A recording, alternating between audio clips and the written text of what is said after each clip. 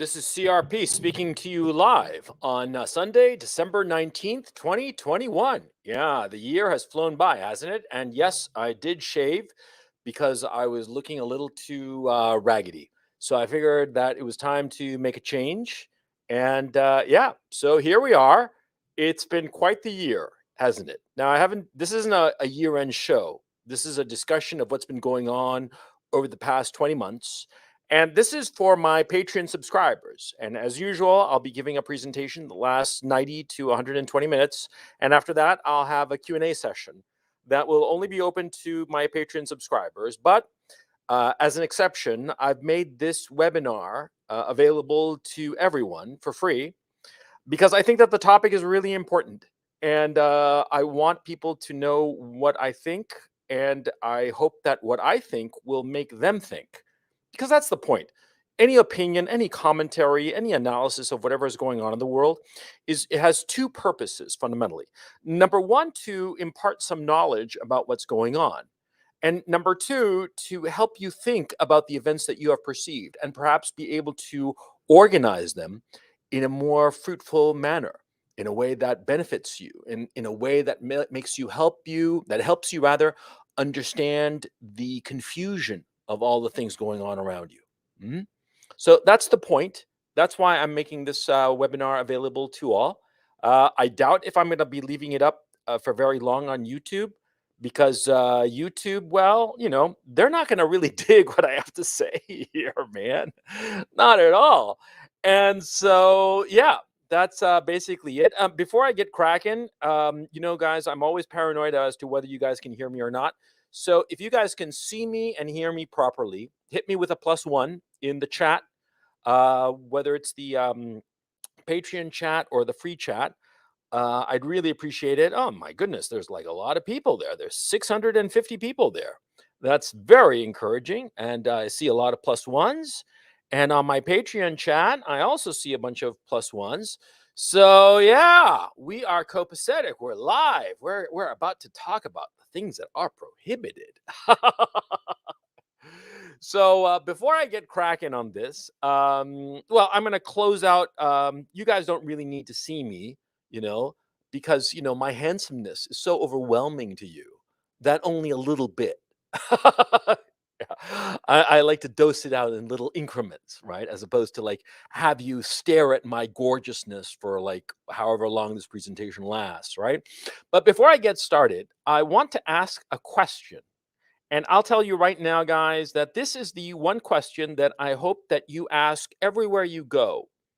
Now, notice before I ask this question, I want to emphasize something, that I am not making a statement of fact about anything, okay? I am merely asking a question. I'm emphasizing this for the YouTube censors who might not like the question I'm about to ask, but I have to ask it, and I think it's a fair question. And the question is, where is Tiffany Dover?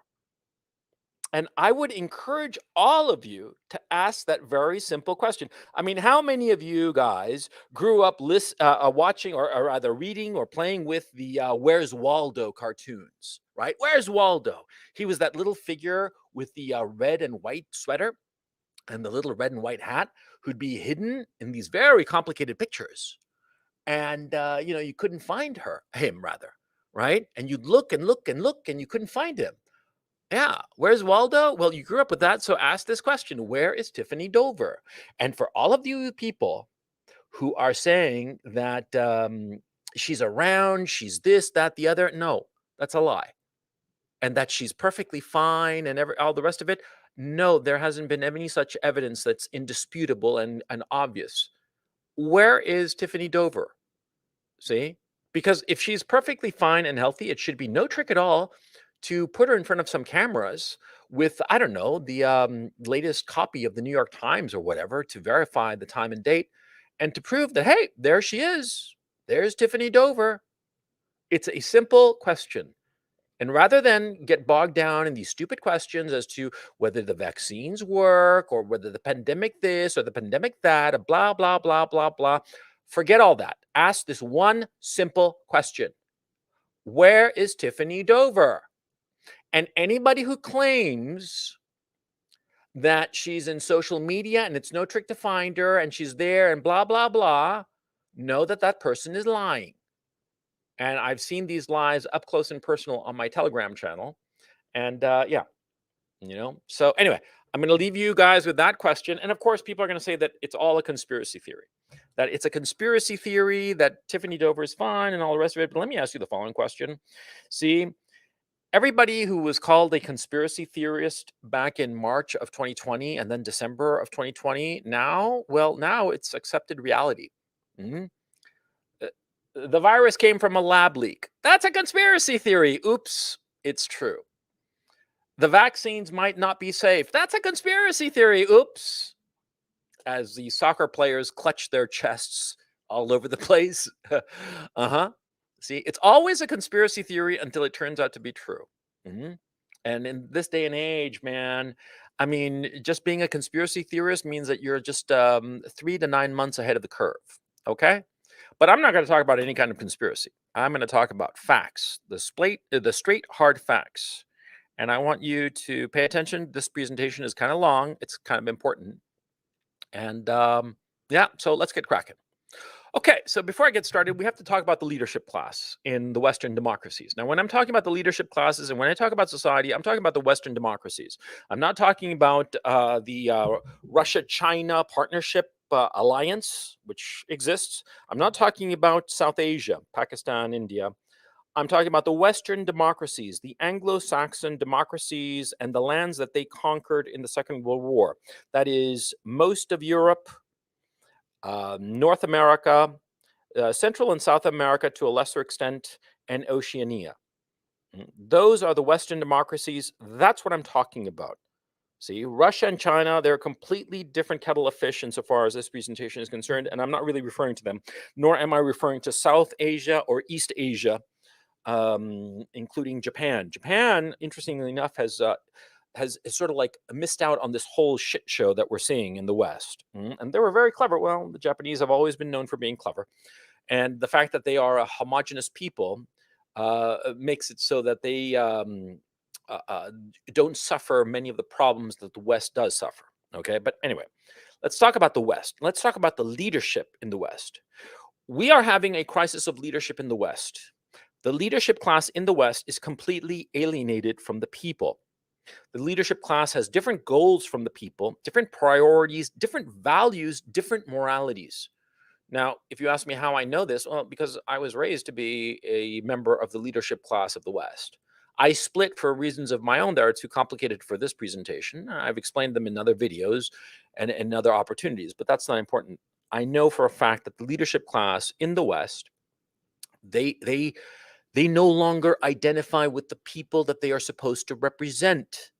They view the people they are supposed to represent and serve with contempt.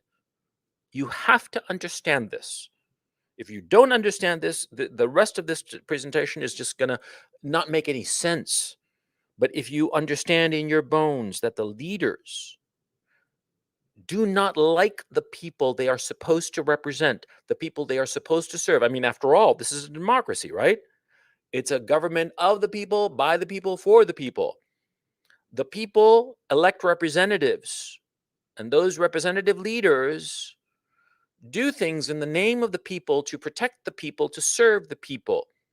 But the leadership classes today do not identify with the vast majority of the people that they are supposed to represent.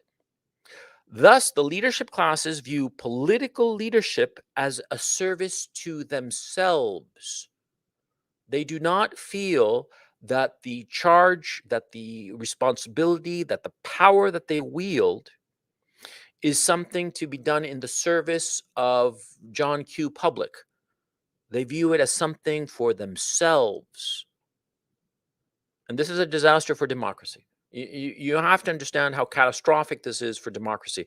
Do keep in mind, somebody like, say, Harry Truman. Harry Truman was a haberdasher. He had a shop in Missouri. and he was elected to some local little office. I frankly, at this moment, I forget which one. It doesn't really matter. But the point is that he was a common man, and he always thought of himself as a common man. And the way he carried himself, even as president of the United States at the end of the Second World War, one could argue at the apogee of American power, when the rest of the world lay in waste, and the United States was an economic industrial powerhouse that was untouched by this global war that had befallen everybody else but America. He carried himself with humility. He saw himself as just a common man. And he was never rich, by the way. When he left office, he never became a wealthy man from having been president at the apogee of American power. He felt himself to be an ordinary man. And when he left office in 1952, he moved back to Missouri and he continued leading a very humble, low key life. And the same with Dwight Eisenhower. Dwight Eisenhower, yes, he was an army officer, but he considered himself a common man. And the same was true up until Richard Nixon and Jimmy Carter. Ronald Reagan was a little bit, a little bit off here because he was an actor. He had always been in Hollywood.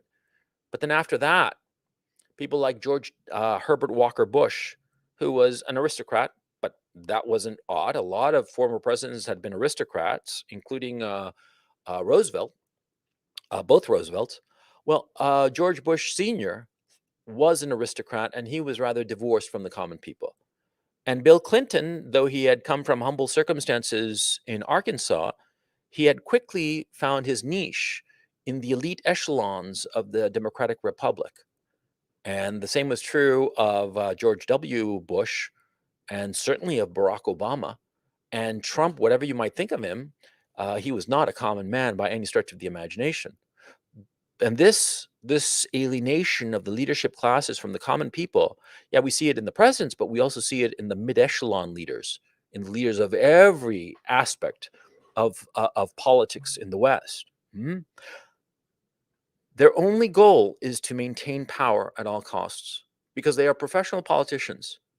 They serve their leadership role to serve themselves, to help themselves. And they want to maintain power exclusively for their own enrichment, for their own benefit, for their own pride. And you have to understand this, okay? You have to understand how the current leadership thinks and operates. Nancy Pelosi, just a couple of days ago, said that she didn't understand this whole notion of conflict of interest and that it was sort of like ridiculous. And this is what she said in order to justify the fact that she has made literally hundreds of millions of dollars off of her position as a majority leader in the House, in the U.S. House of Representatives. See, they don't see a problem with it because they don't represent the people; they represent themselves. They serve themselves. The pandemic and the fear the pandemic has generated is the perfect way for this leadership class to maintain their power, to maintain their benefits, and to maintain their status. Because never forget the part of pride. Pride plays a huge role. There are many leaders who don't particularly care about getting wealthy or even having power, but they do care about the status. It's very important that you understand this. If you don't understand these truisms of the leadership class today, then you're not going to understand what's happening right now, what has happened over the last 21 months, and what will likely happen in the near-term future. Okay? Okay. Now let's get started with the story proper. Now, March of 2020 was the starting point. March of 2020 was this moment when, everybody was like, we're all going to pull together. 2 weeks to flatten the curve. Yeah, we got to help. We got to help and do our bit. Save the NHS, as they said in the UK. Save the hospitals, help the nurses by staying indoors, lockdown. Yeah, we're all going to pull together for a couple of weeks just to flatten the curve. And everybody felt so almost patriotic, but it was not nationalistic patriotism. It was transnational. It was like a global feeling. I remember it quite clearly. I was in Amsterdam at the time, and everybody went into the lockdown thinking that they were all pulling for the same cause to protect people from this pandemic. People didn't quite understand what the hell was going on with the pandemic, but they wanted to help. And to tell you the truth, that was the moment of unity in the Western democracies. That starting point. where this pandemic coming out of China was hitting us all, so we all got a lockdown. And there was grumbling here and there, of course, as there always is. And there were crazy people, of course, as they always are. I mean, I was one of the crazy people. So what the hell? I'm always one of the crazy people. But the point, and it's an important point, everyone was on side. And then the next 9 months were a series of events that created two classes of people. Now, I've thought long and hard of coming up with names for these two classes of people, and these names are fairly awkward and not particularly elegant. But I've used them because I don't want these names to connote any kind of positive or negative vibe. I'm just trying to describe two camps of people. Now, I fall in one camp, but precisely because I do fall in one camp, I've gone out of my way to be as respectful as possible to the other camp and to understand the other side's point of view. Because both sides have a valid point of view. You could disagree with it, but you have to understand both sides. Okay? It's not that somebody believes in something just because they're evil bastards. No, people believe in one side or another side, a side opposite from you, usually for very good reasons. And you have to understand those very good reasons, because only by understanding those very good reasons can you counter them. Can you show that that person is wrong, or perhaps discover that you are wrong and they're right? So you always have to look at your enemy, because your enemy many times can be right. And you are a fool to continue to be an enemy of his, because since he's right, then what exactly are you defending? You see my point? So, anyway, these two names that I've come up with are the trustfuls and the skepticals. Now, the trustfuls, and don't laugh and don't mock me. I know how awkward these two names sound, but they sort of like explain who these people are. The trustfuls are those who believed what the leadership classes told them. And they were not necessarily wrong to believe in what the leaders were telling them. Because the leaders, especially around March and the spring of 2020, they were running around like headless chickens. They didn't know which way was up. They were just throwing everything at the kitchen sink, and they were just scared. They didn't know what the hell was going on. And so they were frightened. There was also the political aspect going on in the United States. It was an election year, and the United States, to all the other countries of the Western democracies, whether you like it or not, what happens in the United States? Well, if the US gets a cough, the rest of the world gets, pneumonia. And sorry for the pun there, but you see what I mean. The metaphor is valid. What happens in America influences the rest of the Western democracies to a huge extent. And so, what happened during the spring and into the summer of 2020 happened in the US and spread around the Western democracies pretty much unchanged, right? And the trustfuls were those people who believed in the leadership classes. The skepticals were those who questioned what the leadership classes said or did. They weren't quite on board. And at first, in March of 2020, there were very few of these people, but they started growing in numbers. Now, everyone was trustful in March, but they became skeptical over time. And each person who became a skeptical for different reasons, but it was all the same reason. And the same reason ultimately was that they started to see a reality that did not fit the so-called narrative that the leadership classes were pushing. The leadership classes were pushing this narrative of lockdowns. We have, to flatten the curve. We have to lock down the economy. We have to comply with masks, with these medical mandates, so that we get through this pandemic. And skepticals started being triggered by different things that happened along the way. One of them was the fact that there weren't that many dead people. That was my thing. I was like, okay, where are the dead people? I mean, we have this huge pandemic. This is awful. And we got thousands of people who die today, but, thousands of people die every fucking day. I mean, it's normal, right? I mean, if you have a population of 330 million people in the United States, another 350 million in Europe, yeah, you've got a couple of thousand who die every day normally, old people, accidents, suicides, whatever. But thousands of people die every day. And so, where are all the dead people from this pandemic? And they weren't there. Okay.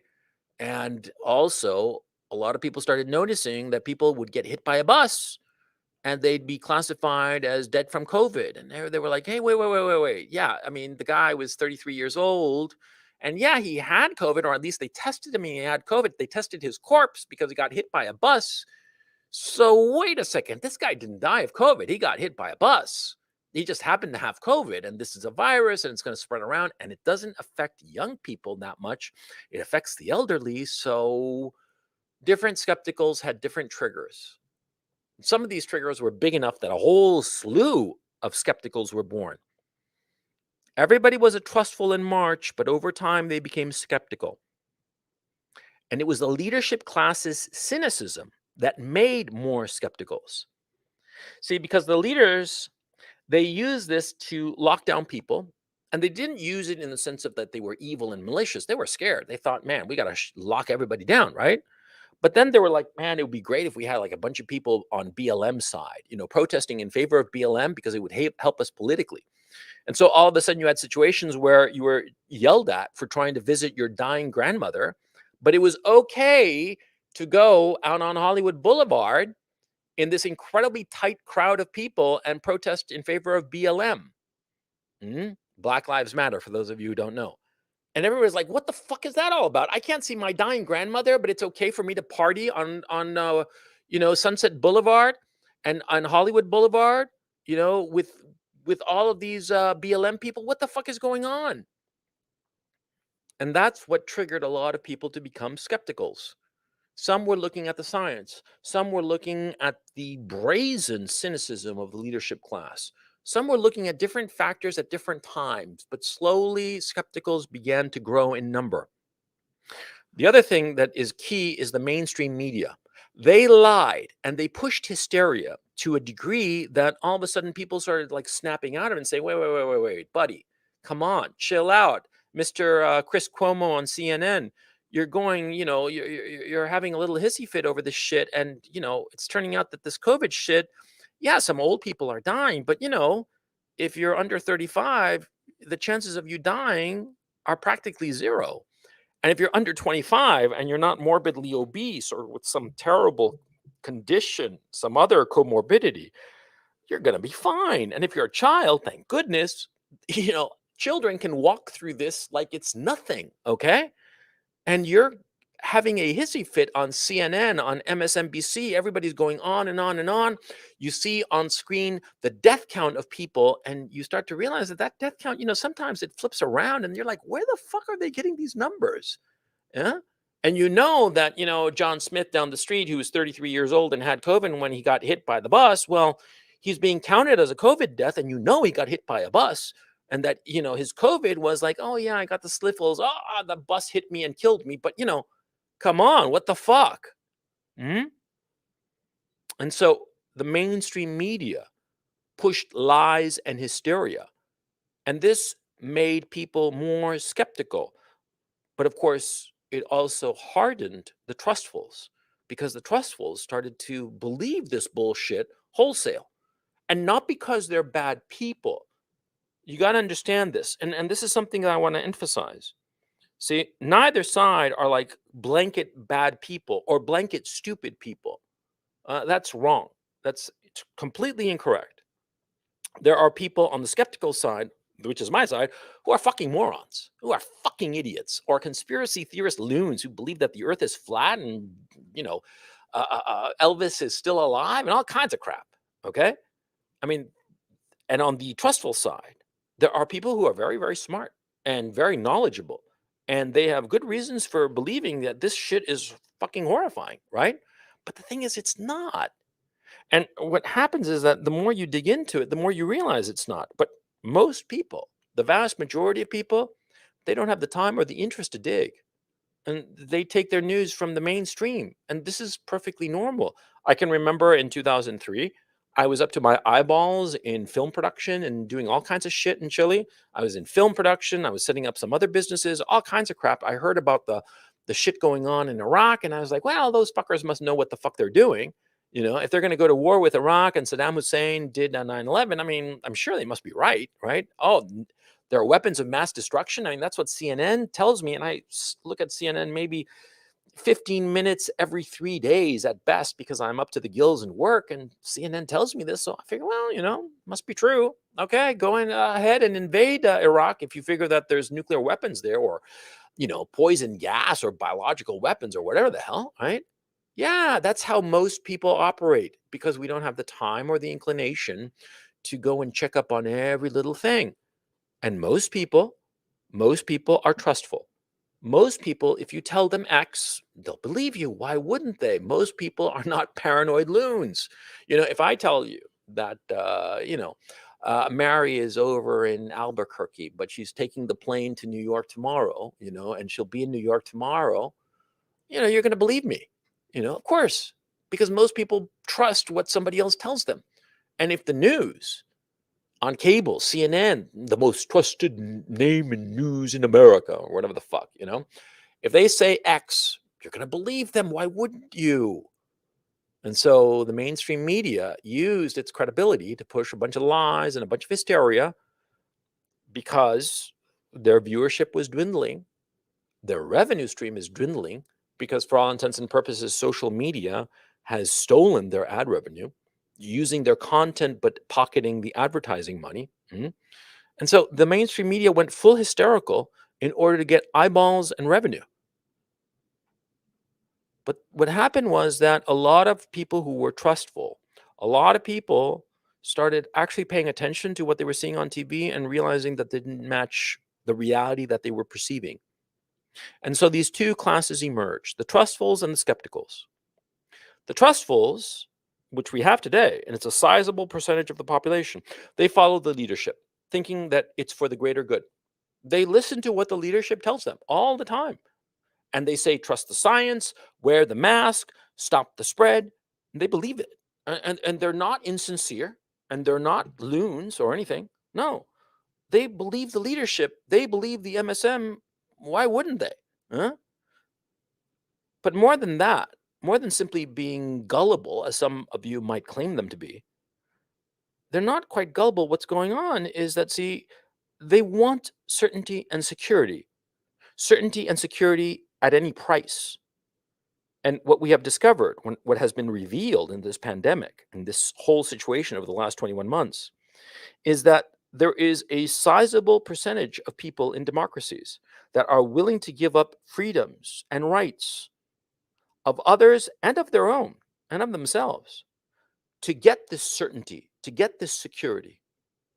I mean, there are a lot of people who are willing to give up freedom of speech, freedom of association, all kinds of freedoms, freedom of bodily autonomy in the name of safety and security, of certainty. And this is a sizable percentage of the population, and we are discovering it.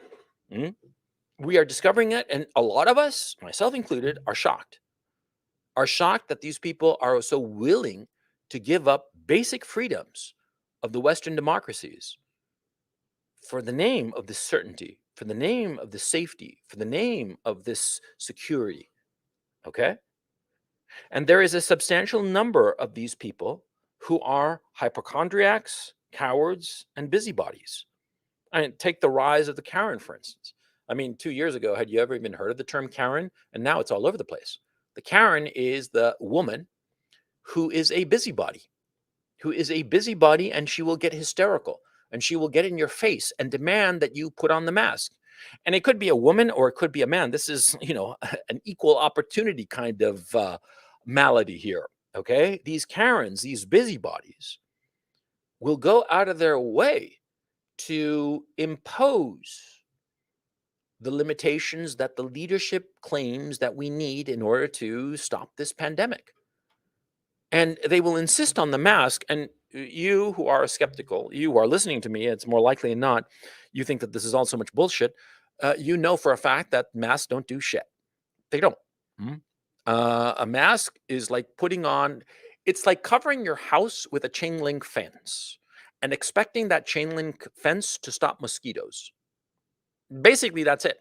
I mean, think of it. You've seen a chain link fence, right? The spaces between the chains is about 2 centimeters, about an inch roughly, or perhaps a little more, depending on the chain, on the fencing and whatnot, right? Imagine you put that like a dome over your entire house and claim to people that'll stop the mosquitoes. people would listen to you and say you're fucking crazy, right? That's essentially what's going on with the masks. The masks don't stop any kind of viral load. Of course they don't. See? Because viruses are a lot smaller than those masks. And this is, of course, assuming that the masks were airtight around your nostrils and your mouth, and they're not. And we've seen people giving speeches in like the winter cold with the masks, and we see their breaths, fogging in the air, and we see how they mingle. And we say, what the hell, man? The masks don't work at all. Of course they don't. But these busybodies keep on pushing them. Why? Because it gives them certainty. They feel confident about what they're doing. They feel in control. And as Aldous Huxley said in a brilliant quote that stupidly I did not prepare for this presentation, you'll have to look it up for yourself, but he said that words to the effect, I'm paraphrasing grotesquely. Aldous Huxley said that there is no delicacy more delicious than moral certainty and being able to abuse others by way of your moral certainty of being so completely sure that you are in the right. A lot of these busybodies, these Karens, they're indulging in this and they love it. Mm? And they're also, of course, hypochondriacs. And this is especially prevalent in our society, which has raised disorders to a near religion. See? I mean, before, when I was growing up, if you had a defect, it was called a defect. It wasn't called a disorder. But in the last 30, 40 years, every defect has been medicalized into a disorder. It's been medicalized into a disorder for two reasons. Number one, it creates a medical condition that needs to be treated with expensive medication or expensive therapy. And on the other hand, it alleviates the moral burden. See, I don't have a deficiency. I'm not a lazy bastard. No, I have a disorder. Yeah. You see how easy it is? Because, I'm not fat. I have an eating disorder, which is just so much bullshit, right? You're eating too much because you're fucking, you can't shut your fucking face hole. That's why you're fat.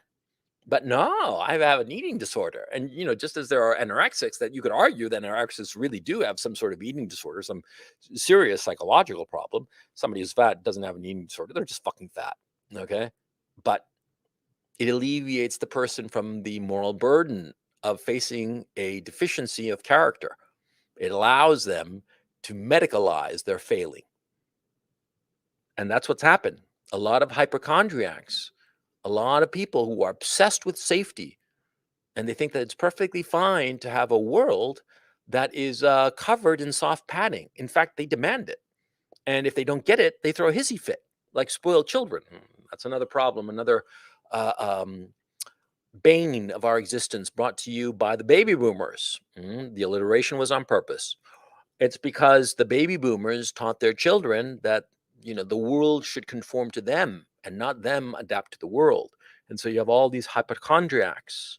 And frankly, you have all these cowards, these individuals who are so afraid of the world that, again, they demand that it be covered in rubber and soft padding.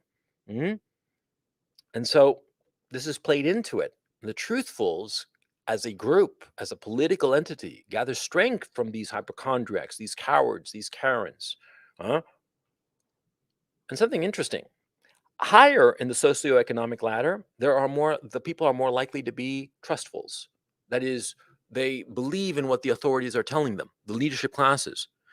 And I think it's because of something that a term I've coined is aspirational loyalty. Because a lot of these people are actually kind of poor, like poor students who are like way into debt.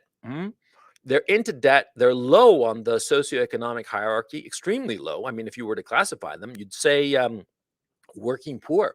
A guy who's like 26, 27 years old. He might have some fucking master's degree in whatever the fuck, but if he's slinging lattes at the local Starbucks, and living with 3 other roommates in a 2-bedroom apartment, that fucker is working poor. He's near the bottom of the socioeconomic hierarchy, right? But he considers himself in the upper classes, upper class adjacent, because of his educational background and because of his social background and what he's been conditioned to believe is his true position in the world, which is what he believes of his position is far removed from reality, but that doesn't matter. That's not the point. He believes he is part of the upper class. And so there is a notion of aspirational loyalty. That is, he aspires to a higher socioeconomic class. So he believes what that higher socioeconomic class believes, even if it goes against his own financial or social benefit. You see? And there's a lot of that all over the world. Aspirational loyalty.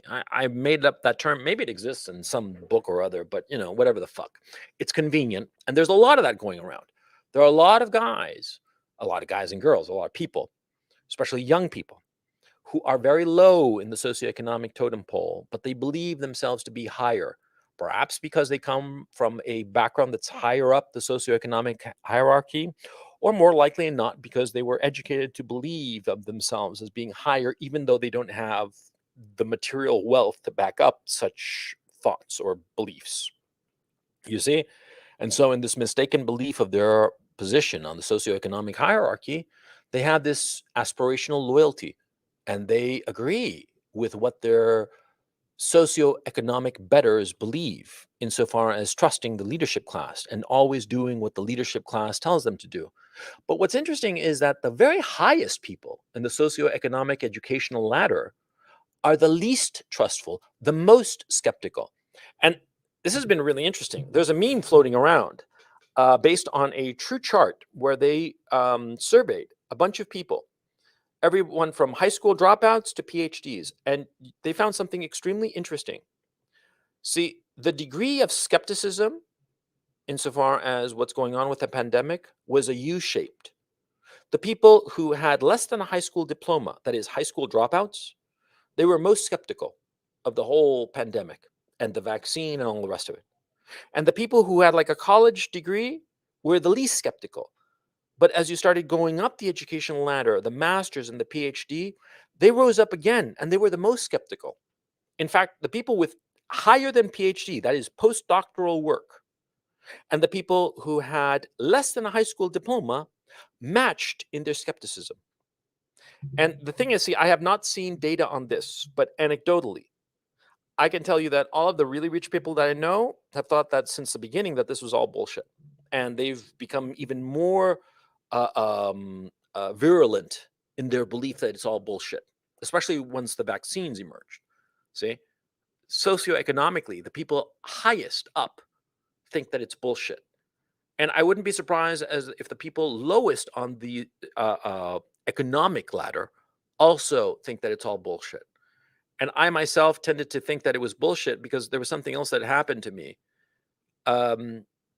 I saw homeless people in Amsterdam and none of them were dead. And that's a key issue. See, and during this whole pandemic, we have not seen a whole bunch of homeless people dead of COVID. That's when I started realizing that this is probably bullshit.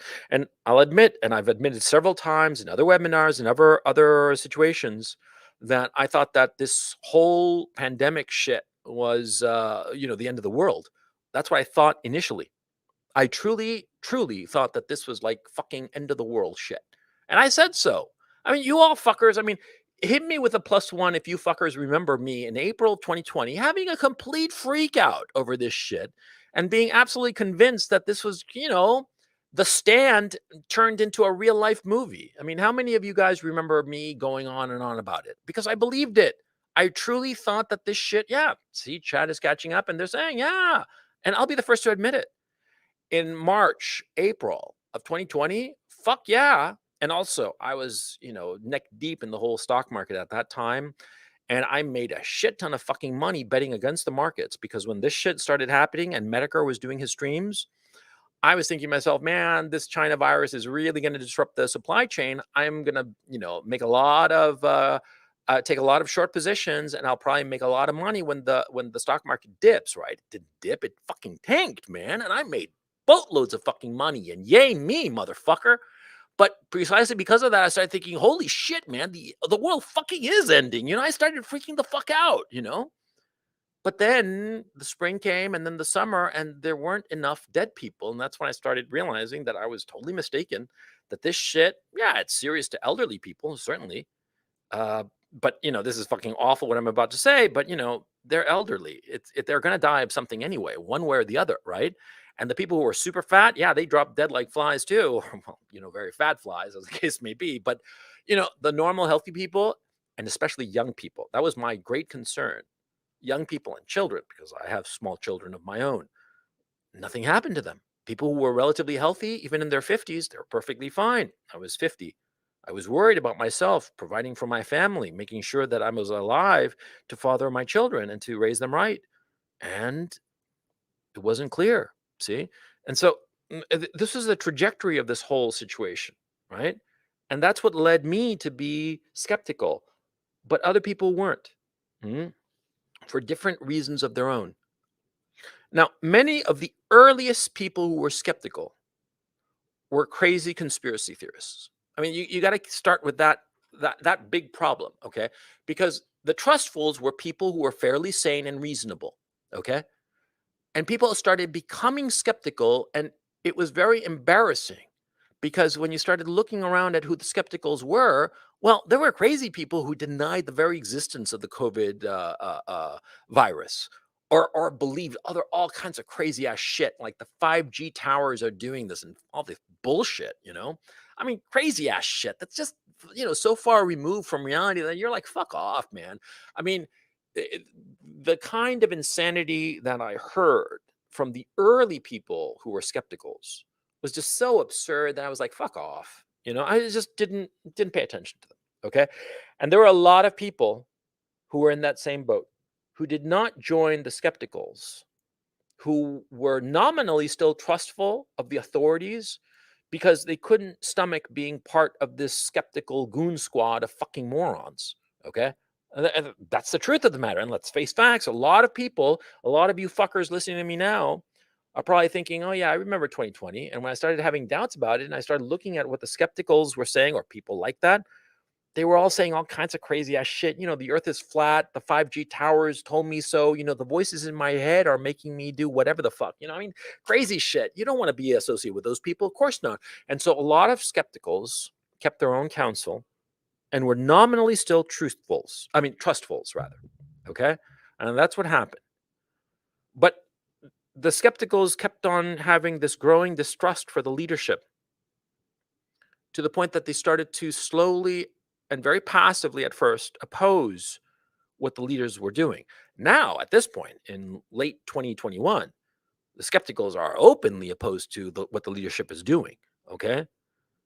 Because what's going on, and the great divide between the trustfuls and the skepticals, is that you have to understand this. And this, it's going to sound as if I'm shitting on the trustfuls. I'm not. I'm trying to explain them so as that you can understand them. The skepticals pay attention to data. They actually pay attention to data, and they revise their beliefs as new data comes in. The trustfuls follow their emotions, and they use data and rationality to buttress and prop up their fundamentally emotional decision. See? That's the key difference. I mean, look at me as a skeptical, right? I'm a skeptical, and yeah, I'm like emotional and yelling and all the rest of it, and saying fuck a lot and shit and all kinds of other curse words, and you don't even want to hear me when I'm on my Telegram channel. I'm a fucking loon insofar as my language is concerned, right? But I'm fundamentally rational. And as I've said before, in March, April, I believed one thing insofar as COVID is concerned. And as the data came in, I radically revised what I believed, not because of anything other than the data. But the trustfuls, they have an emotion, they feel a certain way. And so they find data to support their feeling. And they ignore other data that strips them of that feeling. And the feeling that is at the core of the trustful is moral certainty. And this is a dangerous, dangerous thing, because they believe that they are morally certain.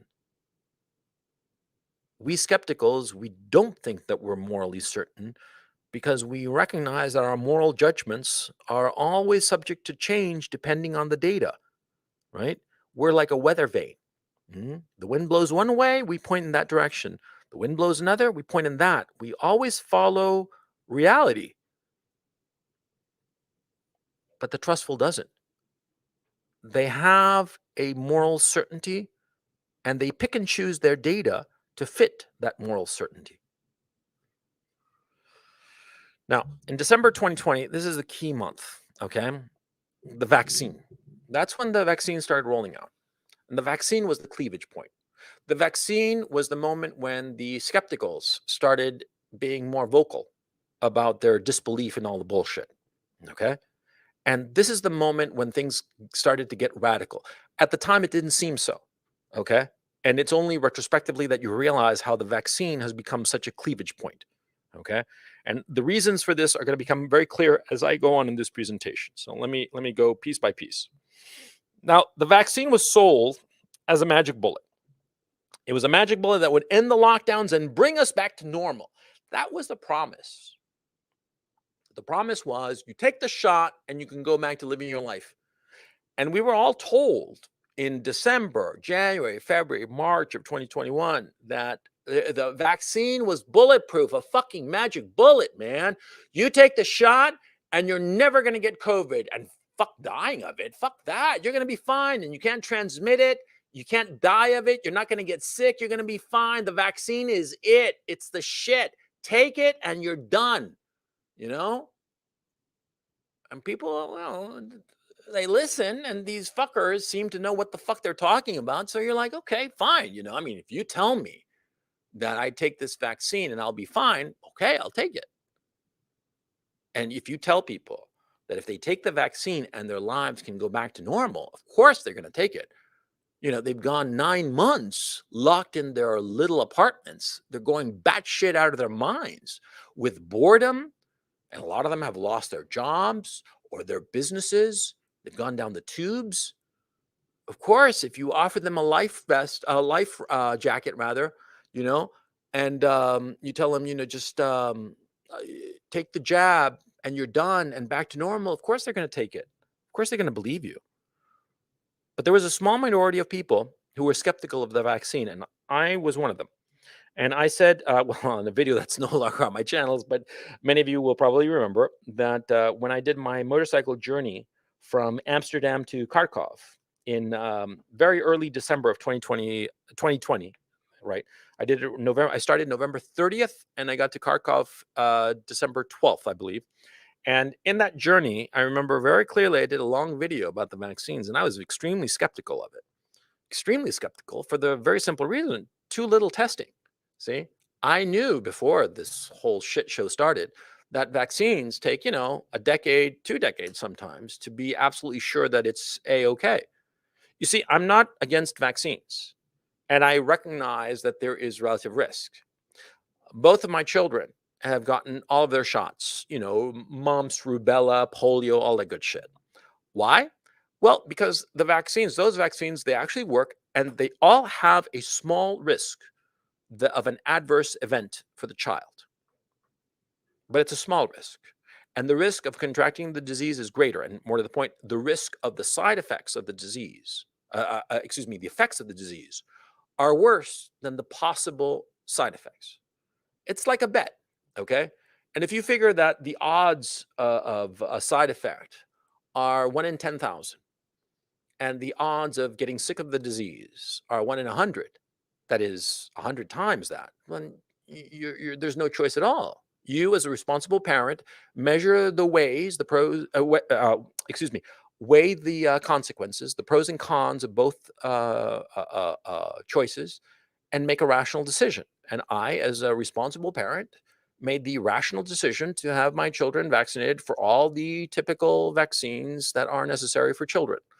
But when I heard of this vaccine, I was like, I'm not going to fucking take it because God knows what the fuck is in that shit. And God knows if it's effective. Okay. I mean, forget about the side effects. Let's look at the effectivity of the thing. You can't know. It's brand new. I mean, they're saying that they started doing this on some program called Warp Speed. Dude, anything could be in these fucking shots. I'm not going to fucking take them. I'm not going to be that guinea pig. If in 6 months or a year, people are fine, well, then maybe I'll consider it. But number one, nobody was dying of COVID, at least not in my circle. And I have a pretty wide circle. I know a lot of goddamn people, and nobody had died of it. Not even the old people. I know a boatload of old people, right? Aunts, uncles, great uncles, extended family, all that good shit, right? None of them had died of this shit, of COVID, right? So I'm thinking, me, I'm, early 50s, very early 50s. I'm pretty decent shape, Why am I going to take it?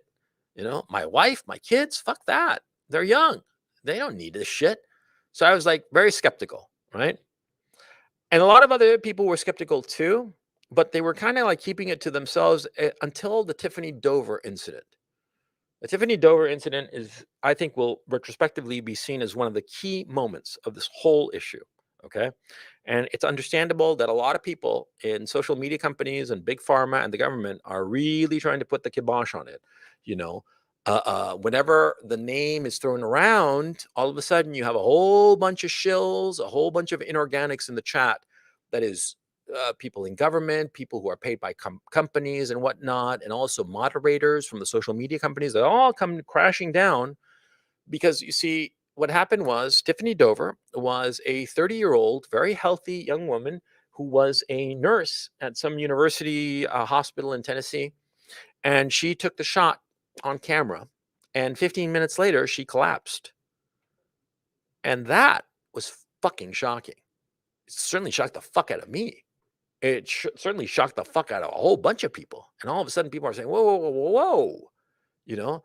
And this woman was not just some ordinary nurse. She was the head of nurses of the COVID wing of her hospital. Okay. And she, passed out, and we saw it on camera. And here was the creepy thing. After that, the whole thing got memory hold. And we're like, whoa, whoa, whoa, whoa, what happened here? See, when stuff gets memory hold, well, why do people memory hold it? Why do authorities and whatnot decide that they don't want people to know about something, huh? Why are they memory holding this shit? And, well, there was no explanation forthcoming. Now, was there? Mhm. For a lot of people who had been on the fence about the vaccines, a lot of people who had been sort of like keeping their own counsel and just waiting to see what would happen, how things would play out, the Tiffany Dover thing was a radical turning point. Okay. It was subtle, but I think it was decisive, because all of a sudden people realized, hey, this shit, it might not just be ineffective, it might be actively dangerous. Do you really want to put that shit into you? Because what the fuck is in this shit? And that's when a lot of fucking autists, the fuckers out in 4chan and Poll and whatnot, started really digging into this shit. And, for all the problems and the racism and the Nazism and all that of Poll and the other image boards on the internet, the dark web, the radical evil, blah blah blah, Well, those fuckers, for all their faults, they are really, really fucking good at finding out information really, really fast. And they found a whole boatload of information about mRNA vaccines, which was the basis for the vaccines that got rolled out. And, the news was not pretty. Okay. And there was a reason that mRNA vaccines had been developed in the mid 90s and never applied to people. Why? Because all the animals died in the tests. That's the reason why. See, they kept dying consistently, or they developed all kinds of maladies. You know, they developed something similar to Creutzfeldt-Jacobs syndrome. Mad cow disease. They developed something similar to that. The animals also developed something similar to Alzheimer's. I mean, quite separate from Creutzfeldt-Jacobs disease, or Jacob Creutzfeldt. I always get them mixed up, but you know what I'm talking about. There was the fact that there was ADE, antibody dependent enhancement, that was brought about by the mRNA vaccines. That is, that when the recipient of the vaccine, the animal subject that had been tested with the vaccine, when it was challenged with a slight variant of that same disease, the immune system didn't recognize it. And that slight variant, which might have been milder than the original version, would go and kill the animal, because the animal's immune system did not, for all intents and purposes, and to simplify it, did not see the variant because of the vaccine. Antibody dependent enhancement is a real thing. Look it up. It's in fucking Wikipedia. It's not like a big secret. And this is what happened to the animal testing. It's the reason that this fucking technology had been invented a quarter of a century ago and had yet to be applied to human beings. And yet, here in the teeth of a pandemic, when you're never supposed to vaccinate people because the vaccine will just increase the evolutionary pressures on the vaccine to become deadlier and potentially make a more a manageable disease become much worse. Well, they put out this vaccine with this new technology, and I'm like, what the fuck is going on? And a lot of people thought as I did. A lot of people, they perhaps not were not able to articulate it, but they sensed it. They thought that it was just a bad move. And you could say, oh, well, they're acting emotionally. Well, yeah, but a lot of times what was going on, it was basically abductive reasoning of seeing just a few clues here and there and coming to an extrapolation based on those data points that might have been tenuous, but at the end of the day, it's always better to err on the side of caution. And that's what was going on with a lot of people who were skepticals. They were saying, why am I going to take this shit if I'm not really in a danger category insofar as COVID is concerned? Why am I supposed to take this shit? It's the disease is not really going to affect me, and nobody really knows what the fuck this vaccine is, what it's got, and what it could potentially do to me. And so people became more skeptical. And that's how the skeptics grew. And then it really grew because of vaccine failure, which began to emerge in the spring of 2021. In the spring of 2021, it became increasingly obvious as these vaccines were rolled out that, number one, the vaccines did not stop the spread of COVID. They didn't. They were promised that it would stop it, but it did not. It didn't ameliorate the symptoms if you got COVID. And of course, people who got the vaccine did get COVID. And this is not, I'm not making shit up. Back in the winter of 2021, January and February, people were saying, oh, yeah, if you take the vaccine, you're not going to get the disease. And then in the spring, oh, well, oopsie, we were wrong. And people who had taken the shot, taken the second shot, they were getting COVID. And it didn't ameliorate the symptoms. And it didn't minimize hospitalizations or deaths. The very study that Pfizer submitted to the FDA and the CDC confirmed this. I read the fucking study. They themselves showed by their own data that it didn't minimize hospitalizations or deaths. Their own study. You can look it up. Huh?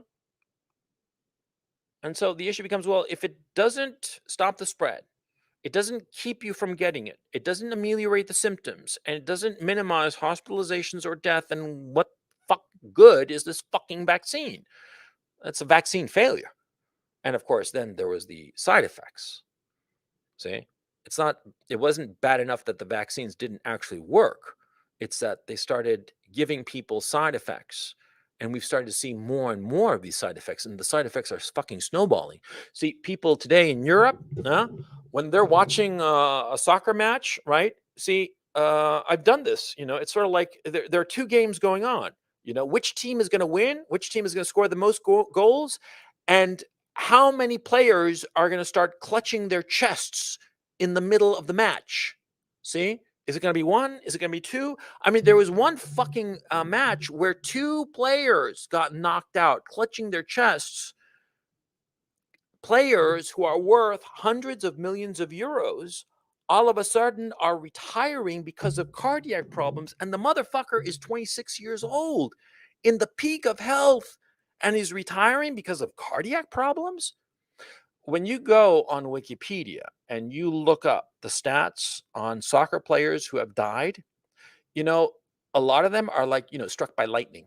A real thing, by the way, that happens a surprisingly large number of times that they get struck by lightning, which actually makes sense. It's an open field, relatively few players on the field, it's not very dense and, a thundercloud overhead. And sure, it happens. Okay, not all the time, of course, but it happens. And lots of these poor fuckers have died because of it.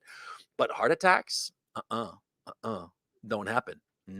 Doesn't happen at all. And yet, all of a sudden now, we're hearing all these players dropping dead of heart attacks. All of a sudden now, we're starting to hear from the mainstream media saying how it's normal for babies to have heart problems at birth. And they say that it's because of climate change. Fucker, what the fuck you talking about? How the fuck is melting glaciers making newborn babies have heart attacks? I mean, what the fuck are you smoking? Of course, they're not smoking anything except the big fat cock of big pharma money. Hmm? That's the only thing that they're fucking smoking. You know what I'm saying? Anyway, to get back to my fucking presentation. Okay. See, the vaccines clearly have serious side effects on a non-trivial number of people. And see, and you know, you tell me that a few soccer players are getting heart attacks. Motherfucker, there aren't that many fucking professional soccer players. There aren't that many. Okay, and for them to be getting heart attacks on the pitch for in one match for two soccer players to get something, huh? No, come on, man. It's a non-trivial number, but the numbers are being suppressed, and we know that. Okay. And that's something else that has added fuel to the fire insofar as the skepticals. Because remember, it's all coming from the trustfuls. The trustfuls was everybody. In March of 2020, we all believed that we all had to pull together to flatten the curve. We were all on side. And little by little, people have been walking away from that side for different reasons. And the vaccine failure was the biggest reason. Because the vaccines, they came out in December 2020. And in the spring of 2021, we started seeing that they're not effective and they have side effects. And as vaccine failure became more obvious, more trustfuls became skeptical. And I can point to a key moment, which was Jordan Peterson. Jordan Peterson had a rant not too long ago, about a month or so ago. And he was like saying, and he used the word fuck, which was kind of shocking because he usually has such clean language. But he said, I got the damn vaccine and I thought life was going to get back to normal, but what the fuck is going on? Words to the effect, right? And yeah, the vaccines don't seem to work and we're not going back to normal. Now, are we? See, we were promised that we would go back to normal if we took the shot, and we're not going back to normal. Huh? Okay. So vax failure inadvertently became a referendum on the leadership class. This is a key issue. See, because the vaccines failed, but who had been pushing them? The leadership class. And they'd sold it to the people with the promise that you take the shot and life will go back to normal. And people, especially starting in the spring, they started taking the shot in the spring and the summer, and life didn't get back to normal. In fact, the cases started to ramp up again. And they started ramping up in places where everybody had gotten the fucking vaccine.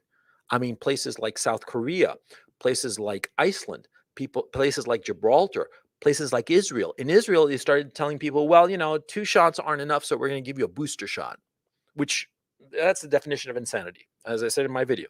See, because if you take 2 shots of some chemical and it doesn't, stop the spread or prevent catching it or ameliorate the symptoms or prevent hospitalizations or death, right? If you take 2 of those shots, see, what good is a 3rd shot going to do of the same stuff? I mean, it's not new stuff. It's not some new formula, new and improved Coke. No, it's the same Coke as always. It's the same stuff. And you think that by taking a 3rd shot, it's going to somehow make things better? It's not making them better. It's just insanity. You're expecting to get better results by doing the same thing. That's fucking crazy. But that's what started to happen. And we saw it. And that just made more and more people become skeptical. And the thing is, see, the leadership classes had pushed vaccination because, quite frankly, and let's be honest about this, they were paid by big pharma. Don't give me any bullshit that it was like, oh, the greater good of fuck off. Fuck off. The leadership classes were paid off by big pharma. That's what happened. And the leadership classes pushed these goddamn vaccines. And we didn't get a vaccine that fucking worked. We got a vaccine that gives people all kinds of side effects. And we've seen these side effects. And why? because they paid off the leadership. And don't give me bullshit that it was something else. That was it.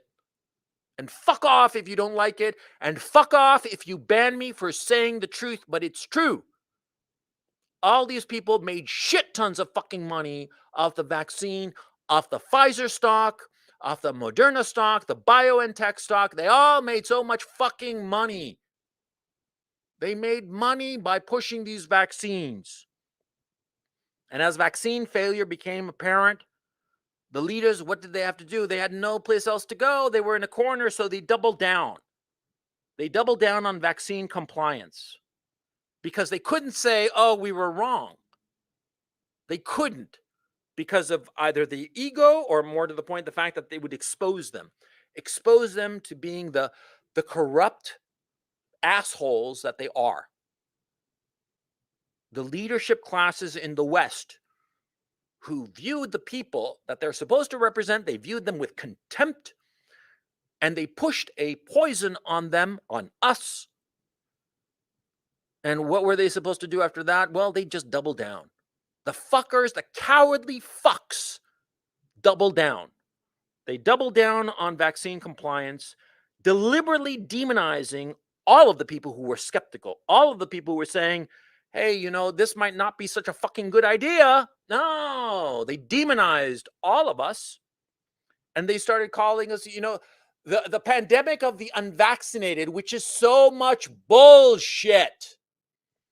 South Korea has 92% vaccination compliance, and they have more cases than ever before.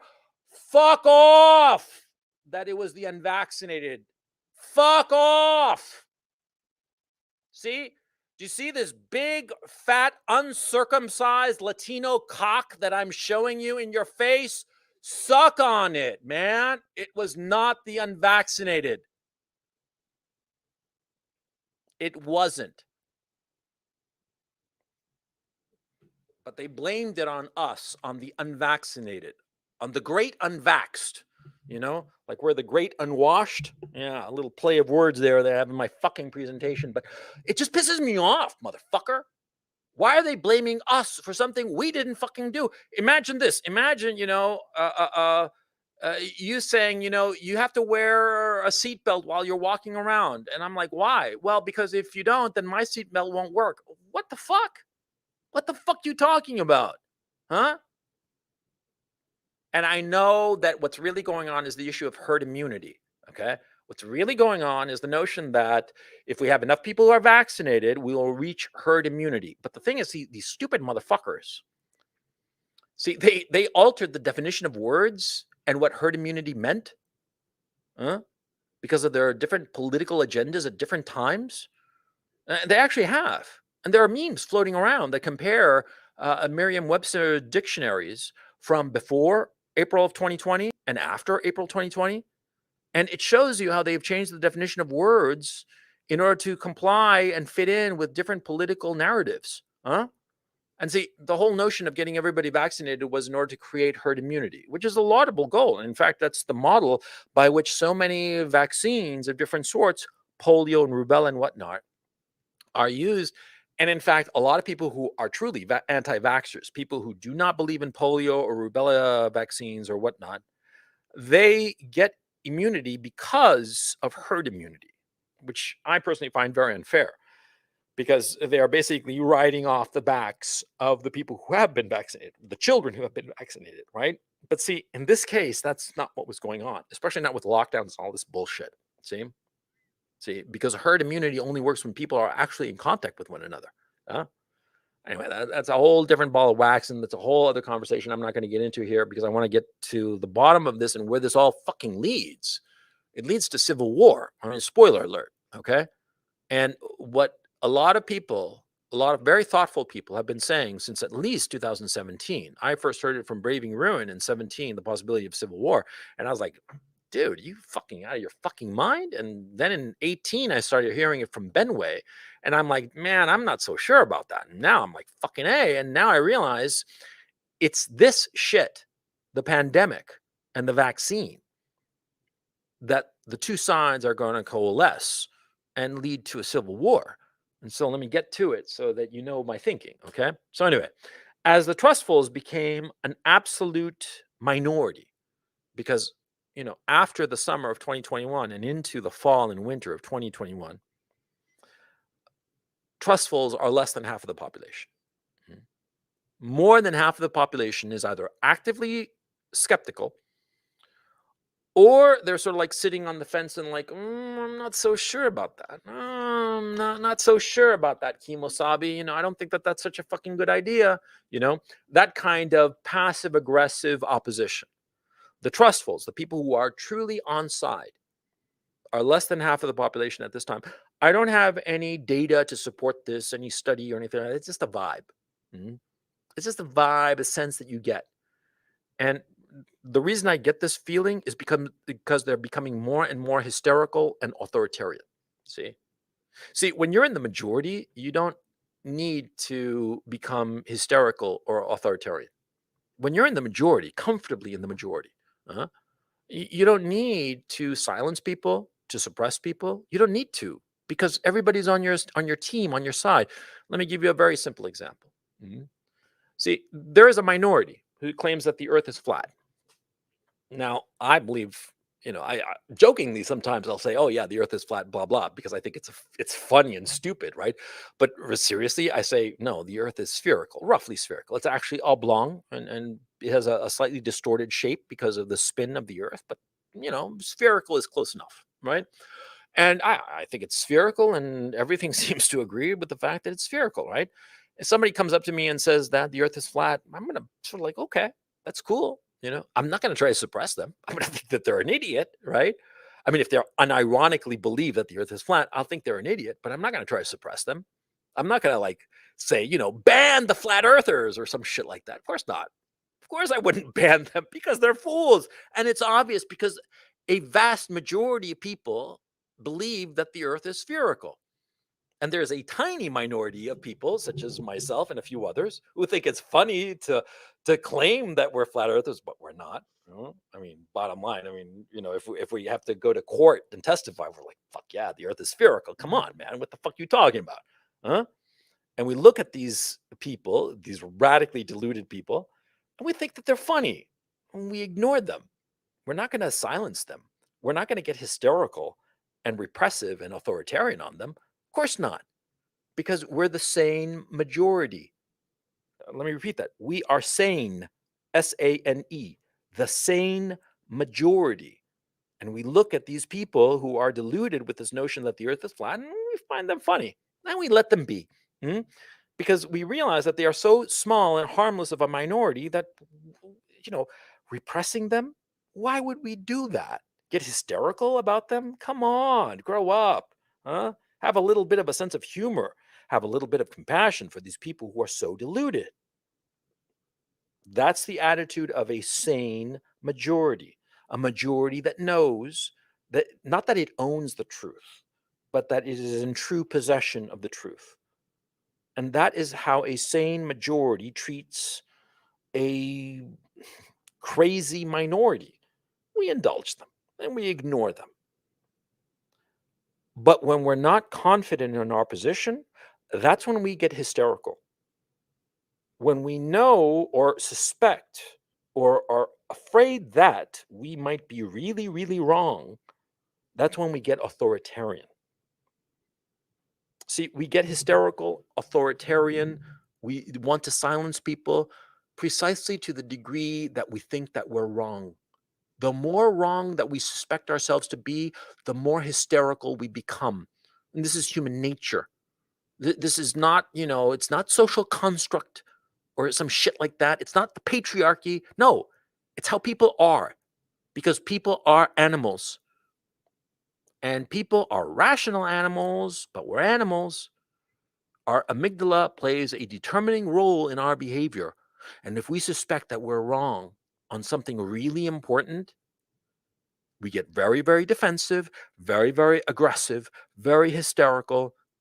And if we have the opportunity to silence our opposition by means fair and foul, we will use those opportunities. We will use those mechanisms. And that's why I believe that the trustfuls, the people who believe in the leadership, believe in the mass, believe in the signs, all this bullshit, this bullshit that sounds like a pseudo religion, they are a minority because they would not be so hysterical and so authoritarian if they were a majority. They would be much more self-confident. They would be relaxed about it. See? But they're not. And that's the clue that they are a minority. They are less than 50%. Now, we see this hysteria and authoritarianism because the vaccines go from being voluntary to mandatory. Uh-huh. And this flies in the face of the Nuremberg Code. The Nuremberg Code, which was written up because of the Nazis, because of Dr. Joseph Mengele, who injected people with all sorts of crazy ass shit in these involuntary medical experiments. They were precisely written up to prevent that kind of medical coercion in the future. And these people are like, fuck the Nuremberg codes. Literally, they say there have been articles in the New York Times saying that the Nuremberg codes have to be rewritten. Come on, motherfucker. Dude. Okay? Yeah. They use tech, these hysterical trustfuls rather. They use tech to verify who is vaxxed and who isn't, hence the vaccine passports. The vaccine passports are just an extension of this hysteria and authoritarianism. See, a lot of people think that it's sort of like Agenda 21 or some shit like that, or some kind of like cabal, the Illuminati and World Economic Forum, and they want to turn us into slaves, and you will eat the bug, live in the pod, and you will be happy and own nothing. Yeah, it flies into, I mean, it fits neatly rather into that paranoid delusion, or that paranoid, maybe it's not a delusion, maybe it's true for all I know, right? But it fits neatly into this paranoia. But you have to understand that the vaccine passports and the desire to have people with that,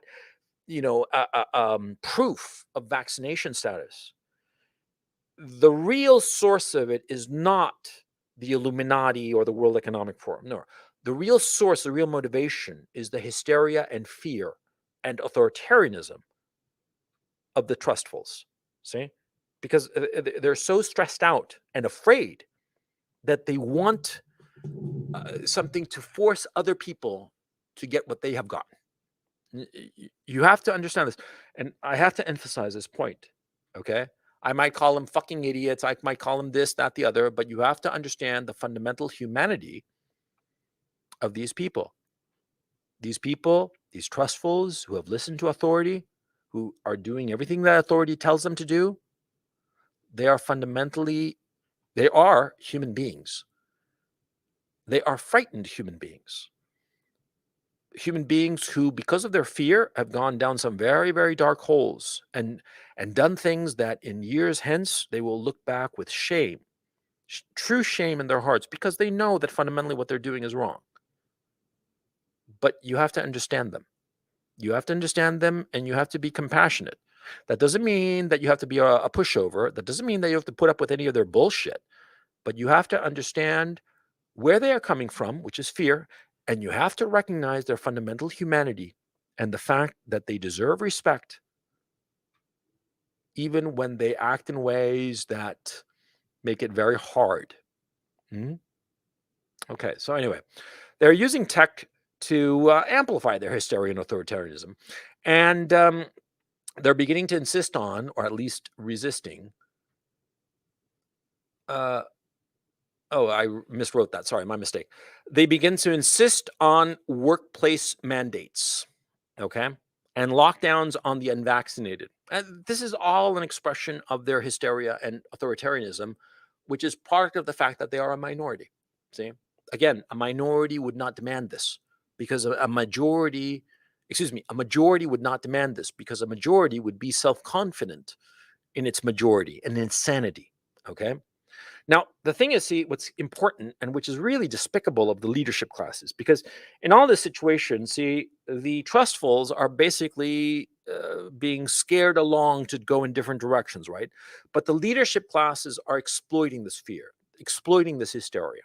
They're encouraging it because they want to remain in power. And they understand that skepticals are their political opposition. See? Because the leadership class backed itself into this corner of the vaccines and lockdowns and all this bullshit.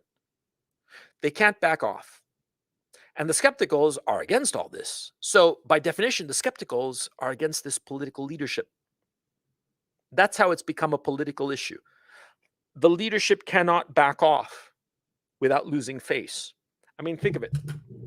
In our political environment, see, if a politician changes his mind, everybody says, "Oh, he's a hypocrite. Oh, he's a this, that, the other." Politicians in our current environment, and it's been true for several decades. Okay, this is not a new phenomenon. People might have noticed it lately, but it's been going on for decades. It's very, very difficult for politicians to change their minds publicly and maintain their career. Privately, they can change their minds all they want, but publicly, they have to be one line. Mhm. I mean, think, some pro-choice politician, right? All of a sudden, sees Jesus or meets Jesus or whatever, gets Jesus rather, and decides, oh, no, no, abortion is wrong. Is he going to say so? Fuck no, because he knows that he'll lose his seat if he does. See? And this is a fact of political life in a democracy. The politicians can't change their minds. They can't afford to say one thing and then the next day say, I was wrong. I was wrong to have that position. I've changed my position, 180 degrees. They can't say that. They start to change their mind slowly in their statements, and they're very quiet in their statements and just very, very slowly evolve, but they can't change from one day to the next. Certainly not in the time frame that all this is happening. See, they can't, and so they don't. And so they view skepticals such as you, such as I, and such as me, rather, and they view us as the opposition because they rightly realize that we will do whatever it takes to get them out of power because we identify them as the source of these problems, the source of the lockdowns, the source of the failed vaccines and whatnot, and we want them gone. And of course, they want to hold on to their power. So they encourage the trustfuls, because the trustfuls are their people. See? That's what's going on. That's the political dimension of the situation. It's hence why the leadership class and their mainstream media lackeys are egging on the trustful hysteria with every new variant. And look at this Omicron variant. I mean, look at it, right? It was discovered in fucking South Africa, right? And the doctors there, who I saw the interviews with them, they seemed very on the ball, very smart people. They said, yeah, we discovered this Omicron variant. It's not that severe. It's not that big of a deal. It's certainly less than the Delta variant or the original variants. It's really no big deal. And what has the MSM done, mainstream media done? They've gone bananas. They've gone on and on about Omicron. Omicron is the end of the world. Oh my God, if you get Omicron, your head will explode and your testicles will burst. Your limbs will fall off. It will be horrible. Omicron! Ah! That's how they've gone, man. And then when anybody presses these people and asks them, there was some clip of Sky News, I think, in the UK, asking the Minister of Health in the UK, and, well, how many people are hospitalized with Omicron? Well, yeah, well, 11. And how many of them are in ventilators? None. And how many have died? 1, maybe? What the fuck are you talking about, huh? This is supposed to be fucking Armageddon, and Omicron seems to be like a fucking, a little kitty cat with a purple bow, I mean, no big deal. I mean, frankly, Omicron sounds like the common cold. That's what it sounds like. And yes, of course, people die of the common cold all the time. And this is a tragedy. But, dude, this is not the end of the world. But the mainstream media is pushing it like it's the end of the world. And everybody's, going along. The leadership needs these variants to be apocalyptic so it can remain in power. They've got no place else to go. They have to continue down this route of lockdowns, mask mandates, vaccines. They have to continue. They can't back off. And they fuel the hysteria by way of their mainstream media lackeys to rile up the trustfuls, their base, to continue with this hypochondria, this cowardice, this Karenism, and all this good bullshit when there's nothing going on insofar as this new variant is concerned.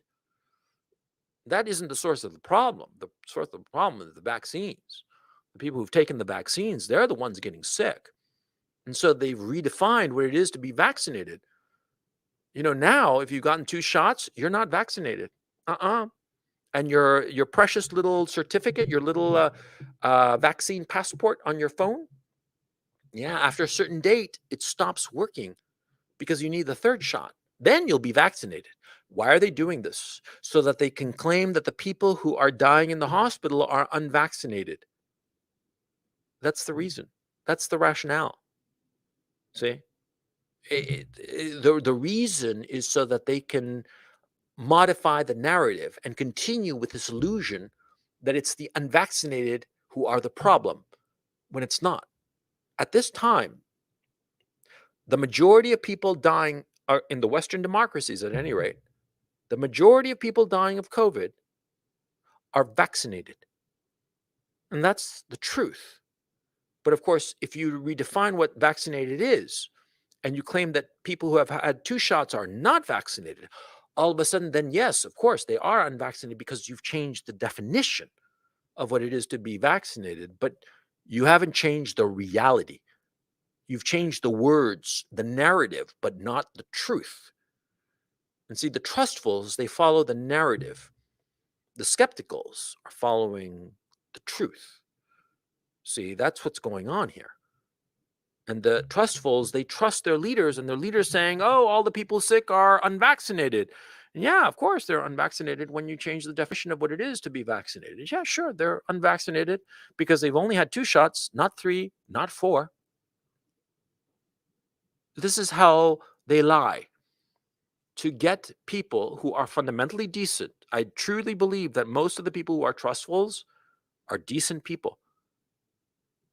But these are the lies that the leadership classes tells these trusting, decent people to get them on side and supporting them. See? I mean, let me go to chat real quick. How many people? Oh, wow. We got like 2,000 people following me? What the fuck, man? Okay, so anyway, you dumb fuckers. How many of you understand what I'm saying? Hit me with a +1. How many of you understand that the people, these trustful people, they are fundamentally decent? They're not bad people. Don't ever think that they're bad people. They've just been fooled. How many of you understand this truth? Because this is the most important truth. Thank you. It's glad to hear that. See, because I don't want you to ever look at these people as bad people. They're scared and they've been fooled. That's the bottom line issue. That's the truth of their horrible situation. They bet on the wrong horse. They bet on their leaders, on the political leadership class in the Western democracies. They bet on them to do the right thing, and these bastards are consistently doing the wrong thing and leading them off a cliff. Okay. So to go back to my presentation here, let me just, where the fuck am I? I'm lost. Okay. See, the leader, okay. So the trustful hysteria, this demand for more authoritarian measures, vaccines go from being voluntary to being mandatory, vaccine passports, all the rest of it. This trustful hysteria leads to the radicalization of skepticals. Okay, we skepticals become more radicalized, of course, because people are fucking with us. People are forcing us to take the jab, and of course, they're not forcing us like the government is mandating us personally. No, they're mandating our businesses, and our businesses are telling us take the jab or you lose your job. Which reminds me of Harvey Weinstein, doesn't it? I mean, who remembers Harvey Weinstein? Harvey Weinstein was a Hollywood producer who would tell, pretty young actresses, come on, baby, suck my dick or else you're not going to be in the movies. Is that coercion? Yeah, that is fucking coercion. That's the very definition of it. But the government is being all very clever about it. The political leadership in the West, they're being oh so clever about it. They're not forcing you to get vaccinated. Oh, no. They're telling your business, your employer, to force you to be vaccinated. See? I mean, the government can say the narrative. They can say, oh, we're not forcing anybody. We're just telling companies that they better do it or else they get fucked. And so the companies do it, which is grossly I mean, that's coercion. It's the same fucking thing as Harvey Weinstein. Imagine some big, fat, hairy, ugly mofo, right? With if the testimony is to be believed, Harvey Weinstein seems to have had like some weird thing with his dick that it was like misshapen, misformed, and like necrotic. If you don't know what necrotic is, look it up. A necrotic penis. I dare you fuckers to Google that. Necrotic penis. Look that up and be horrified, because that's what Harvey Weinstein wanted all these hot Hollywood actresses to suck. Huh? And I have it on firsthand knowledge that Gwyneth Paltrow sucked it not once, but twice, and made it come both times. And that's why he got her an Oscar for a lousy movie. But anyway, that's a little Hollywood gossip for you that I heard from an unimpeachable source back in '99. But anyway, going on about this. See, the skepticals are ignored and repressed. As they are ignored and repressed, they become more and more radicalized. I mean, this is inevitable. This is, as night follows day.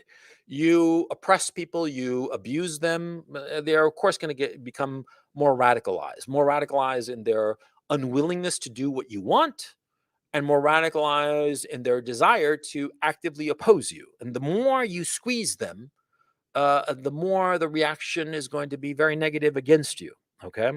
Skepticals oppose mandates of all sorts, vaccine mandates, mask mandates, and what happens? The trustfuls demand that the mandates become harsher, which pisses them off. Skepticals protest en masse, and we've seen this. The mainstream media is completely ignoring this, which I find truly shocking. You see day after day protests in Austria, in Australia, in the UK, in France, in Germany, even Germans. Jesus Christ, they're fucking Germans, man. They always do whatever the fuck the government tells them to do. And even those motherfuckers are protesting, right? Everybody is protesting week after week after week. And the mainstream media, crickets. I mean, not just like crickets, just nothing, not even one cricket. You know what I'm saying? I mean, just like zero. It's not even happening. And motherfucker, it's happening. And this pisses off skepticals even more, because it's meaning that peaceful mass protests. I mean, in fucking Austria, it was something like 3% of the population one day went out there and protested. 3% of the population. Imagine if 3% of the population of the United States went out and protested. Okay. In a country of 330 million, that would be what? 3% of the population would be 10 million people out on the street in a single fucking day. Huh? Imagine 10 million people in the streets of New York and Los Angeles and Chicago. Actually, no, it was all happening in Vienna. So, yeah, it was basically one city. Imagine 10 million people out on the streets of New York City. That's the size of the protest going on in Austria. Okay. And the media is not reporting it at all. If you were one of those people, wouldn't you be pissed off? Wouldn't you be saying these fuckers are ignoring us? It's not even that they're not doing what we want. They are pretending we don't exist. And that pisses them off. Of course it does. Because, see, you can yell at somebody and disagree with them. And they'll be like, fine, but I want this. And you can yell, no, I'm not going to give it to you. Fuck off. But if you ignore somebody, that's what really sets them off. I want you to do an experiment. Well, actually, I don't want you to do this experiment. I'll tell you about this experiment, but don't ever fucking do this, okay? If you go up to a monkey like a chimpanzee and pretend he's not there, he'll attack you. And a chimpanzee is much stronger than a human being. He'll kill you, okay? I mean, he'll bite your fucking face off, okay? Because it affects their dignity, their sense of self to be completely ignored, okay? It really does. You better be fucking careful. Okay. Actually, that was a bad suggestion on my part. It's like telling you to go play with a loaded gun. Don't ever do that. Don't be Alec Baldwin with a fucking monkey. You know what I'm saying? See, ignoring people, because monkeys and people, we're not that fucking different. What do they say? That less than 1% of our DNA is different between human beings and a chimpanzee? Fucking A. Yeah. You ignore people and it pisses them off much, much more than if you disagree with them. Oh, yeah. And that's what's going on. And so it's pissing them off. It's pissing off people too, because the police are cracking down hard on protesters. I mean, you've seen some of those videos. I mean, police brutalizing protesters, brutalizing them. And did you see those cops doing shit about Black Lives Matter? No, you didn't. They like, acted around like the Black Lives Matter were just like not even there. It's perfectly fine. Oh yeah, Arby's on fire. The all of the Best Buy completely looted, every fucking flat screen TV gone. Oh, it's just mostly peaceful protests. Yeah, no reason to send the cops in. Everything is hunky dory. Yeah, that's what happened during BLM protests. But when people protest about these unjust mandates, people protest about these vaccine mandates, these employer mandates, and all the rest of it, all these diktats, because mandates, what are they? They are diktats. They are dictatorial edicts. That's what they are. They are the edicts, the determinations of dictators. When people protest against those, justifiably so, because after all, we live in democracies where the laws are passed by elected representatives of the people and not simply by executive fiat. When we go and protest this shit, we're right to protest it. And then the cops go and bust skulls. And they hurt people. You saw in Australia how those cops, two cops spraying tear gas at some old Australian lady lying on the ground, that they'd shoved her and tripped her up. And the old lady, you could tell that she was like some 60 something, 70-year-old lady, right? The poor woman probably broke some fucking hip or something. I mean, if I saw a lady like that falling like that, I'd be like, fucking shit, holy shit, poor woman, man.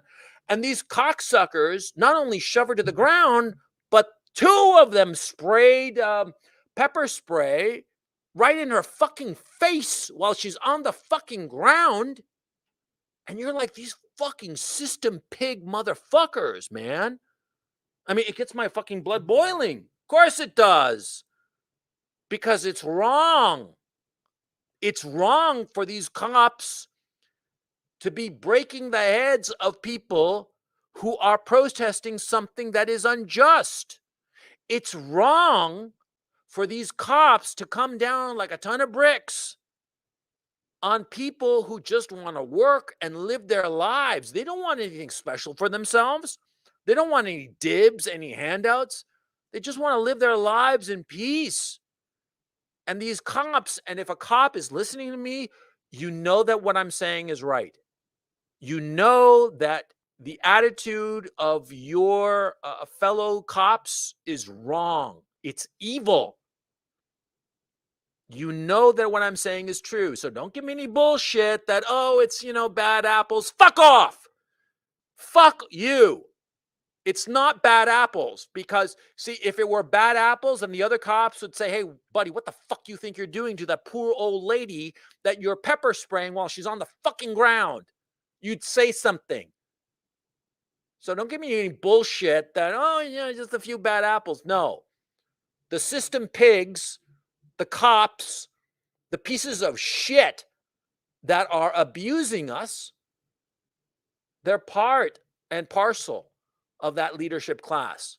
I have no respect for them. I'll respect a cop when he sees the protesters and says, fuck this, I'm joining them. Then I'll respect you. But if you're going to bust heads of like some defenseless people who are peacefully protesting against unjust measures, unjust totalitarian dictatorial measures, and you're busting their skulls, fuck off. I'm sorry, man. I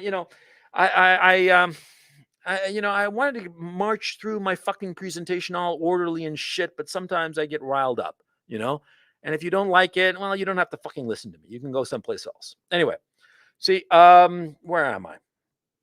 Well, I was about to say, this fuels skepticals' resentment, protests, and radicalization. Well, my fucking rant kind of like proves my fucking point. I've done it. Yeah. Yeah. The more they repress, the more resentful and angry we get, the more we want to lash out. Yeah. Bottom line, that's what's happening.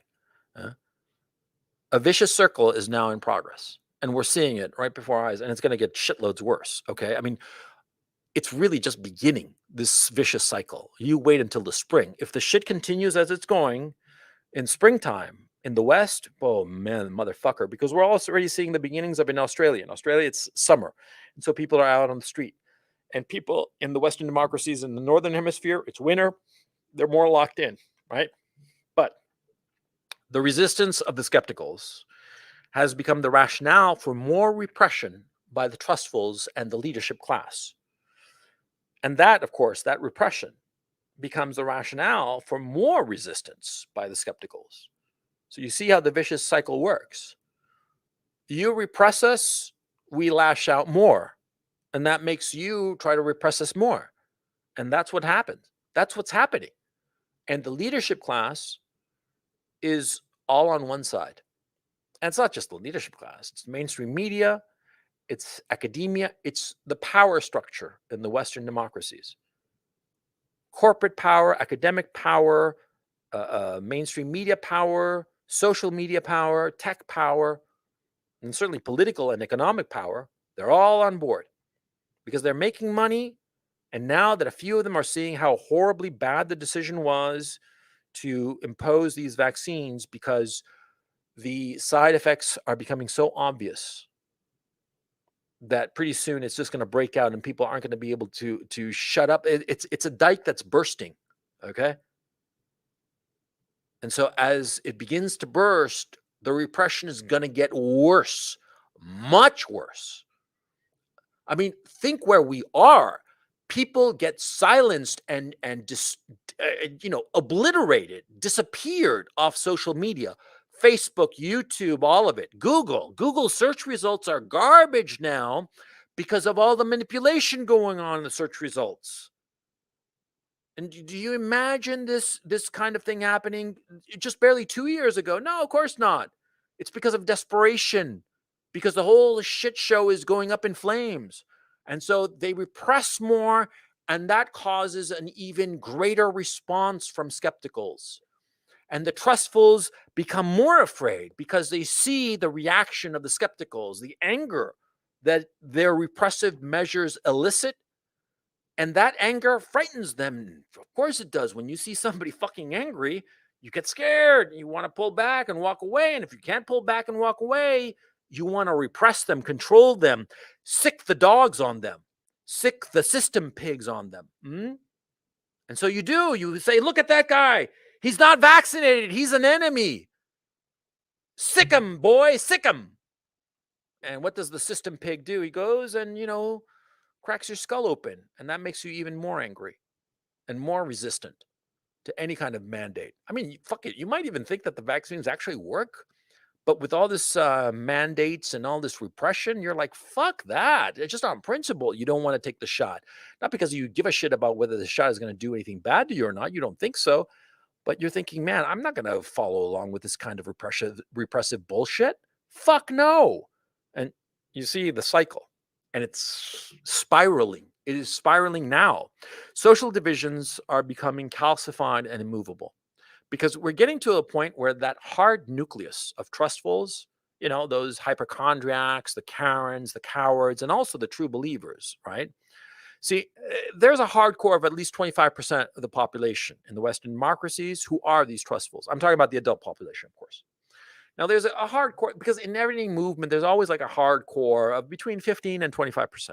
See? Now, that hardcore of 25%, okay, they're there. And insofar as the hardcore skepticals, well, they're getting there. See? Because remember, as I said at the beginning, the skepticals used to be trustfuls. The skepticals used to be on side. But the skepticals came across some information, realized something, had an epiphany, call it what you will, but they realized, hey, the leaders are fucking full of shit, and this is bullshit, and I'm not on their side anymore. I'm changing sides, and I'm skeptical now. I don't believe all this bullshit. And they are growing in numbers. And the hardcore skepticals, they're not at that magic number. I don't know what that magic number is, that tipping point number, but that magic number where full-on civil war takes place. We're not there yet, but the skeptical are growing. No question about it. And you see it every day. You see it every day, and everybody that you talk to who used to buy all the bullshit, and you see all of a sudden doubt in their eyes. And maybe quietly they come up to you because they might know that you're like not on board with this bullshit.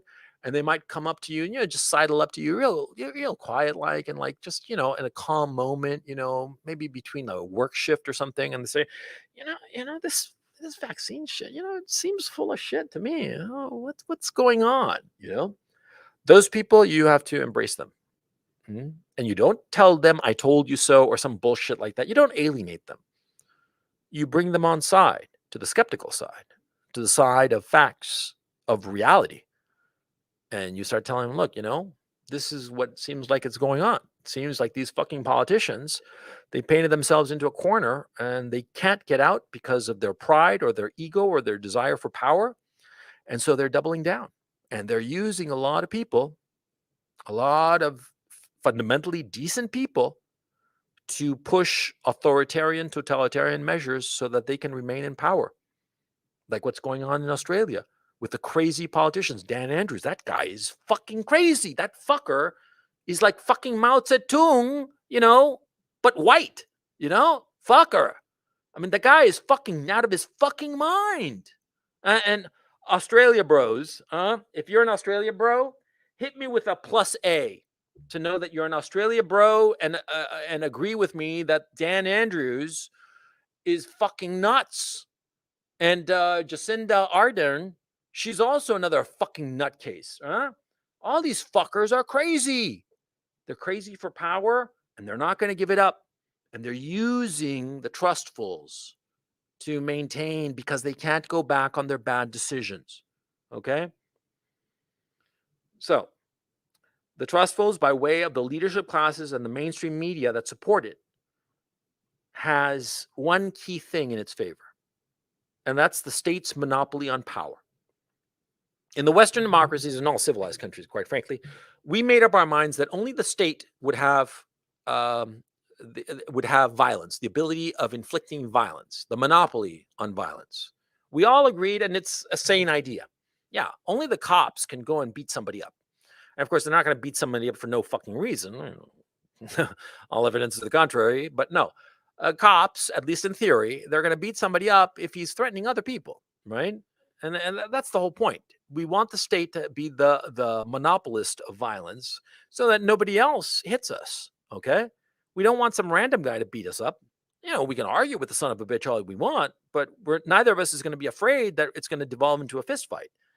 We agreed on the monopoly of violence. And the thing is, the trustfuls, they got that on their side. They got the state on their side, the leadership class, because the leadership class controls the state, and the state has the monopoly on violence. Okay? That's the point. That's the problem. One side has the ability to inflict violence, legitimate ability to inflict violence on its side, and that's the trustfuls.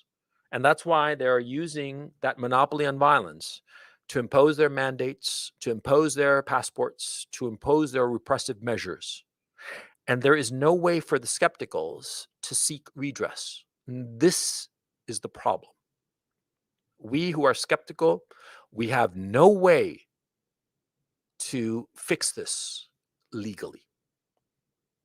Legally, it doesn't exist. Because those who are in positions of power, they are on the side of the trustfuls, they are on the opposite side of the political divide, and they are repressing us. And we have no place to go to seek redress for this oppression. And that's our problem. Right now, the trustfuls are using the implicit threat of that violence to coerce, bully, impoverish, and repress the skepticals, because they are impoverishing people when they say that, you're locked down because you're unvaccinated. And Tough Titty said the kitty insofar as employment is concerned. Well, you're impoverishing people. You're deliberately impoverishing them. If I can't go out and work my job, I'm not going to get a paycheck. I'm going to starve. You're impoverishing me. And that's what the trustfuls are doing. And they don't seem to understand this, or they don't want to understand this, but that's what they're doing. They seem to think that people can just magic money and feed themselves and pay the rent. Mhm. They don't seem to understand what's going on here. Huh? So this is what we're going to see, as so far as I believe. Mhm. And you guys can believe me or not, take my word for it or not, argue with me or not. Your deal. I don't give a fuck. It seems to me that the Western democracies' governments are going to be becoming more and more totalitarian, more and more antagonistic towards the people, specifically us, the skepticals. Mhm. Now, the skepticals are becoming more and more radicalized to the point of armed resistance. We're not there yet. Okay. We're not there at the point of armed resistance. And that point will be reached when not only we get to a hard core of, say, 30% of the population, but rather when that hard core of 30% or more of the population realizes that we're not getting any kind of redress whatsoever to our legitimate grievances. See, I mean, people resort to violence as a very last resort. Hmm? You got to abuse people a long fucking time and really fucking hurt them before they decide to say, fuck it, I'm going to beat the shit out of you. I'm going to fight you. Because it takes a long time for people to realize that they've got nothing left to lose. See? It takes a long time to reach that point. Mhm. And that's the thing. When people think that they have nothing left to lose, that's when they resort to violence. And the more quickly and aggressively these repressive measures are, the quicker skepticals will get to that point. See? That old saw, that if you toss a frog into a pot of boiling water, it jumps right out. But if you put that frog in cold water and slowly turn up the heat, the frog will boil to death. Same thing with violence, with political violence that is reacting against oppression. People will put up with a ton of shit, but they'll only resort to violence when they feel that there is nothing left to lose. I'm not talking about the crazy people, the Weather Underground or the Black Panthers or crazy ass people like that. Those fuckers will resort to violence at a drop of a hat, right? I mean, they don't even give a fuck about politics. They're looking for an excuse to let out the violence in their hearts. Okay, those guys are fucking evil. No, I'm not talking about those. I'm talking about regular people who decide to resist, to stand up and resist. You got to really hurt them before they stand up. But once they get to that point, they're fucking unstoppable because they'll feel that they've got nothing left to lose. Okay. And we're not there yet, but we're going in that direction really, really fucking quick. And people don't seem to realize how quickly it is. People in the West, especially in European countries and North American countries who have experienced prolonged periods, I mean, I'm talking lifetimes, not even decades, lifetimes of civil peace, they don't realize how quickly things can turn. I come from Latin America. I've seen not only what's happened in Chile, my home country, but also in the rest of Latin America, and radical dissident violence. Once it pops up, it's like a brush fire. There's nothing that puts it out. And it can be fucking horrifying, especially to the degree that people feel it is justified. The more repressive the measures that lead to that domestic violence, the worse that violence is. Because there's not only the elements of resisting, the element of revenge comes into it. This is something I've noticed that historians and commentators of civil wars and domestic problems don't usually seem to notice or address. But I can tell you that a lot of times the worst sorts of violence are carried out in a domestic situation like that because of revenge, because people are like so fed up that they're like, something, I got fucked over so bad by these people that it's not enough that I'm gonna, like shoot up some cops or something. No, I'm gonna set them on fire so that I can hear their screams out of revenge. And that happens. And I know it for a fact. I've talked to people who've done it and they were happy to have done it, didn't feel a bit bad. And they talk about cops setting them on fire for real. Okay. Not in Chile, in other countries. I'm not going to mention which ones because but it's happened so many times in so many fucking Latin American countries that, from Mexico all the way to Argentina, man, that, it's not a particularly novel story, but I heard firsthand stories of guys who set cops on fire in revenge and saying that they set them on fire on purpose because they wanted to hear them scream because that cop, shot up that neighborhood that they were living in and killed some little 2-year-old kid. And they wanted that pig, who had nothing to do with that assault in that neighborhood where the child had died. They wanted that cop who was completely blameless, to suffer in revenge. That happens all the time in these sorts of situations. And this is what's going on. And the leadership classes in the West, they're so fucking stupid. They don't seem to understand this shit. Anyway, let me go back to my presentation. Okay, so as more state repression and more state violence against skepticals, we're going to see more of this, which will lead to organized violent resistance from skepticals. Okay, this is also known as a civil war. This is how a civil war starts. See, you repress people and they resist, and you press them more and they resist more, and you repress them more, and finally they just pick up a gun and shoot back. And that's how it starts. And this is not fucking novel, man. We've seen this movie so many fucking times, man. The pandemic and the vaccine, incredibly, as far as I'm concerned, I mean, something completely unpredictable. But the pandemic and the vaccine has crystallized the political divide of the last 30 years. See? And this is, I find just fucking shocking. It's fucking crazy. How is it that a fucking pandemic and the vaccine to stop it, of all things, is the thing that crystallizes the culture war and the low-grade hatred, political hatred over the last 30 years? These two things crystallized it. How? I don't get it. I mean, well, of course I get it, and this whole presentation has been an explication of that. But that's how it happened, man. It's fucking crazy. But, well, it's just all kinds of weirdness. I mean, like, see, if a civil war started because people were fucking poor and they were starving, okay. But like a pandemic and a vaccine is starting a civil war. That's what's fucking happening, man. The various grievances and tensions that have been building up in the West are coalescing and finding expression in these issues of the pandemic and the vaccine. Because, see, the trustfuls, as I've called them, and I know it's a stupid name, don't give me shit about it. The trustfuls and the skepticals, it sounds idiotic, but it's the best I could come up with. And what's important is that it captures both groups in a way that's sort of like non-committal, that's like quote unquote non-judgmental. All of the issues are finding expressions in these two camps.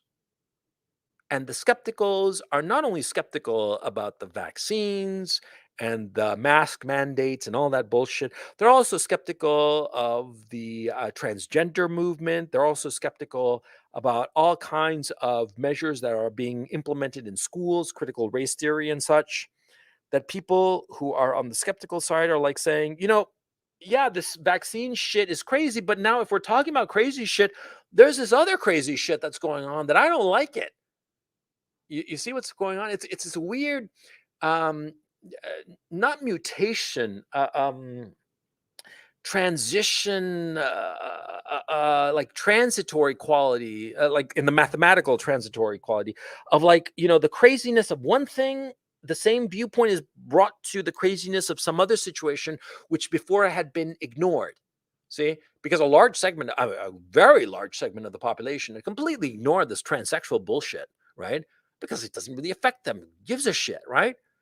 But a lot of the skepticals, now that they're sort of like turned on to the issue of the insanity that is lockdowns, vaccines, mandates, passports, and all this bullshit, they're sort of like saying, what else is crazy out in the world? Oh, all this other shit.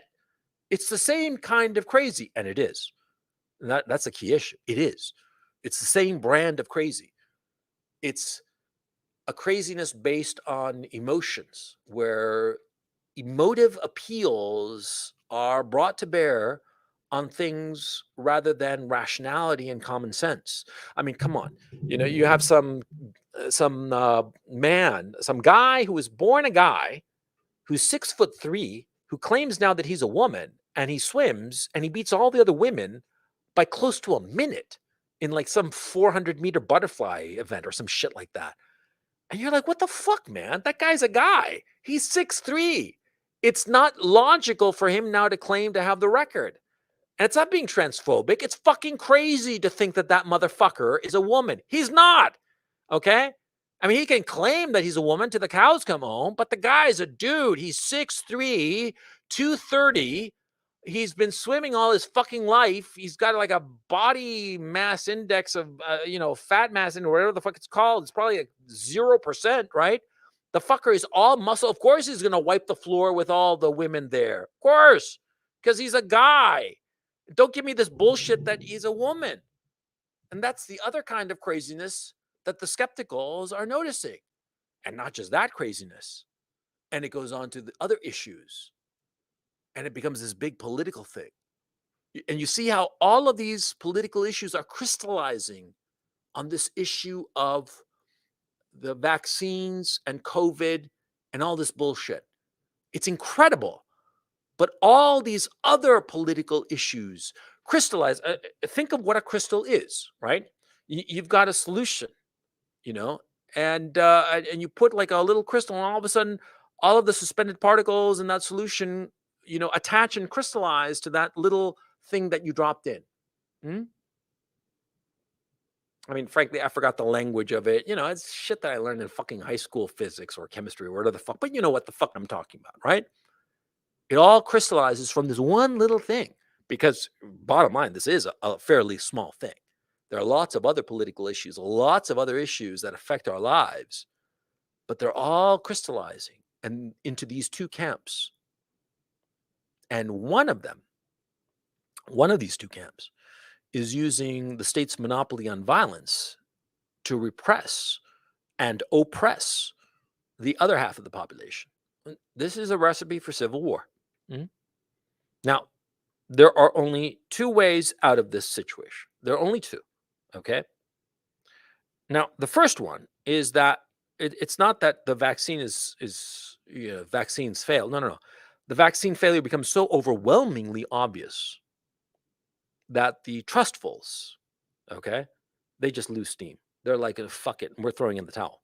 And the vaccine failure has to be, it's not merely enough that you have the stats that people don't get infected, that people still get infected or still transmit the disease or whatever. No. It has to be that the side effects become so egregious that the trustfuls, the people who were in cahoots with the leadership class, that supported the leadership class, that wanted, stability and security, right? Those people become so demoralized because of the obvious failure of the vaccine, because the vaccine, it's not merely that it doesn't prevent COVID, but rather it hurts people. And that has to become so blindingly obvious. It has to happen to so many people that all of a sudden a tipping point is reached in that regard. And all of a sudden the trustfuls just give up the ghost insofar as the vaccine, give up the ghost on vaccine mandates. And once they give up the ghost on vaccine mandates, they just give up the ghost on the whole fucking thing. And that's it. That's one way out of this situation. And of course, that would entail literally millions of people dying from side effects of the vaccine. You see, trustfuls will not give up the ghost on the vaccine unless, every single one of them knows firsthand somebody who has died or been severely injured by these vaccines. Okay? I mean, look at yourself. If you are skeptical, many of you have had precisely that. Somebody that you know personally, or perhaps you yourself, were severely injured or perhaps died as a side effect of the vaccine. And that's what made you say, what the fuck is going on here? Right? That's what has to happen to the trustfuls to such a high extent that they're completely demoralized and the whole project collapses. That's one way out. And quite frankly, I think that way out is not going to happen, not because the vaccines are not going to cause injury. I think that they are causing incredible numbers of injuries. The thing is, see, they're being hidden. Bottom line. Where is Tiffany Dover? Remember that question I asked you at the beginning of this broadcast? Where is Tiffany Dover? I'm asking you, and this is the question you should ask. I would ask each and every one of you who are listening to me now, go to the chat, go to the live chat, and write, where is Tiffany Dover? Tiffany is with two F's and one N and a Y. Dover, Dover. Ask that question. Where is Tiffany Dover? Please type it in chat so that I know that you fuckers are listening to me. Where is Tiffany Dover? Hmm? That's the question you have to ask. That's the question that truthfuls have to ask. They have to ask, you know, but the media, the leadership, they're making sure that nobody gets that information. See, what happened with the narrative came up in the mid 1990s from the editorial board of the New York Times. The editor in chief at the time, whose name slips my mind right now, he used to come into the editorial meetings every morning, and he would say that this newspaper sets the narrative for the nation and for the world. The narrative being those bits of news that were important and those other bits of news that weren't that important, that you could afford not to pay attention to. But what happened was that the word narrative morphed into a version of reality, and that you could look at reality one way, and that was one narrative, and you could look at reality another way, and that was another narrative. But eventually, the notion of the narrative changed so that people began to actively suppress factual information in order to support a particular narrative. That is, they started to falsify reality to maintain a narrative. Because the narrative was just a heuristic to understand the reality that was going on. Because, of course, there's so many things that are going on in the world at any given moment. I mean, there are 8 billion people in the world. 8 billion people, 8 billion stories. Every one of us has a story. But, dude, it's impossible for you, for me, for anybody to know the stories of 8 billion people. Fuck all, man. Come on. So, what do? We try to understand the world in a simplified way. And that's when the narrative came in. The notion that, you can look at the world one way or look at it another way. And so let's try to set the way you understand reality by creating a narrative. But see, now the narrative, the concept of the narrative means that you actively falsify reality. You change the definition of words. You hide whether a person is alive or not, or dead. Mhm. You hide the number of people who have died or been severely injured by this or that medication. You falsify things. You cheat. And that's what's going on. And the leadership class is actively cheating, actively falsifying reality so that you and me and everybody, we have a false understanding of reality. And see, the trustfuls, well, like the name says, they trust their leaders. They trust the mainstream media. So they listen to the lies that they tell. And if the leaders and the mainstream media are lying and hiding the number of vaccine injuries and vaccine deaths, then that solution of them realizing how bad the vaccines are and therefore their resistance ending and their desire for mandates and their hysteria, washing away, that's not going to happen now, is it? Of course not. See? The media and the leadership class, they're going to just keep on feeding these Karens, these hypochondriacs, and all these people who are, like I say, I want to insist they're not fundamentally bad people. They're just misguided. Well, they're going to keep on feeding them lies. And these people with a clear conscience are going to go on and insist that your free speech rights be curtailed or eliminated, that your company fire you for not getting a shot, and fuck the Nuremberg codes, and that you should be put in concentration camps of the unvaccinated, which they are doing. They are building these camps in America. They have been built in Canada, and in Australia, they are built and operational and fully staffed, motherfucker, fully staffed with prisoners in concentration camps in Australia. And that's the truth. That's real. That's happening now. And if these people keep on being fed lies, as they will, then that outcome, that way out of this situation is not going to happen. So the other solution is a messianic leader. A messianic leader, and we haven't met him yet. I mean, we might know his name. He might be somebody out there. Okay. I mean, shit, for all I know, it could be me. It could be you. It could be who knows who. That's not the point. The point is, see, it's going to be like a Napoleon figure. See, when the French Revolution happened, Napoleon was a minor figure. He was not a big deal. I think he was actually teaching math at the military academy of the French army. Okay. I mean, he was really like a nobody, right? I mean, a fine officer, right? And he achieved success, during the revolutionary government with the war with Austria. But the thing is, he wasn't a big deal when the French Revolution happened. He came on the scene and became a big deal. He became Napoleon later. And that happens often in times like these, stressful times like these. Lenin, Mao, they didn't emerge right away. They were kind of like in the background.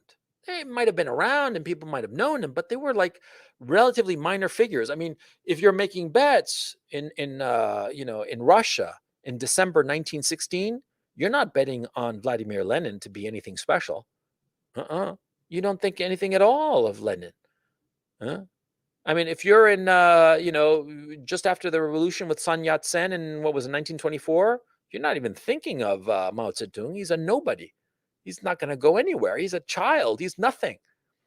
I mean, it's sort of like the same thing. Right now, if we get a messianic leader in the Western democracies, he's hidden from us at this point. History has not brought him on stage yet. Okay. Now, there are two possibilities of this messianic leader. Either he is a member of the leadership class and he reins in that leadership class. Okay. And that would be essentially a Pinochet figure. Okay. Because Pinochet, people don't seem to realize this. Pinochet, the dictator, Augusto Pinochet, who overthrew, or he didn't overthrow. I mean, he was actually just subordinated to that overthrow. That was really José Toribio Merino, but that's another story. He became president of Chile after the overthrow of the Maoist communist Salvador Allende. He was actually the head of the army under Allende, and he was friends with Salvador Allende. He was. People don't seem to know that. He was part of that whole leadership crowd. And he thought that what they were doing was horrible. But he kept his mouth shut. And when the opportunity arose and presented himself, he showed his true colors. And they were completely the opposite of Allende and that whole crowd. And he persecuted them. He chased them because he knew what he was chasing. He was a member of that crowd. And he chased them. He chased them out and had a bunch of them executed. Yeah, fuck yeah. He never threw them out of helicopters. That's a myth that was created by the leftists, by the way. I mean, it's a good meme, but it's not true. Pinochet never had anybody thrown out of a helicopter. He certainly never did it himself. Okay. No, he just had them just executed and thrown into a ditch somewhere, but not thrown out of a helicopter into the ocean. Okay. But anyway, he arose from the leadership in Chile. Maybe the messianic leader of the Western democracies comes like that, right? Or he emerges from the skepticals, from the resistance, and he emerges and overthrows the leadership class. Now, if he's the first sort, if he comes out of the leadership class, then it will be a relatively peaceful and orderly transition and renewal of authority.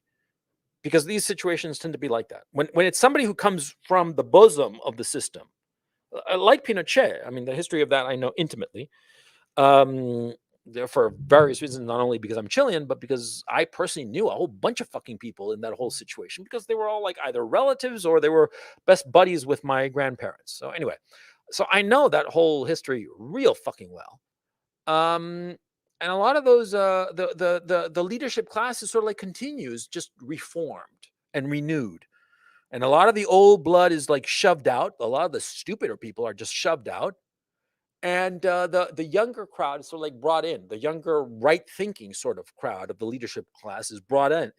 And we look at the leadership class of the democracies now, and it's geriatric, for crying out loud. I mean, Pelosi, Schumer, let's not even mention Joe Biden, right? They're either geriatric or they're fucking morons like Kamala Harris, right? Or Justin Trudeau or Boris Johnson. They're all fucking morons. The fact is that right now in the West, the smartest leader we have is Emmanuel Macron, who was basically the Rothschilds' twink. And I mean that literally. Okay. He was the Rothschilds' twink, and he's the smartest leader in the West at this time, man. I mean, Jesus Christ, the whole fucking lot of them are fucking morons. They should be wiped out in a non-violent way. I'm not threatening anybody, YouTube censors. They should be tossed out and replaced with people who are fucking at least competent, you know? I mean, I don't care if they're bloodthirsty so long as they're fucking competent. But anyway, the point.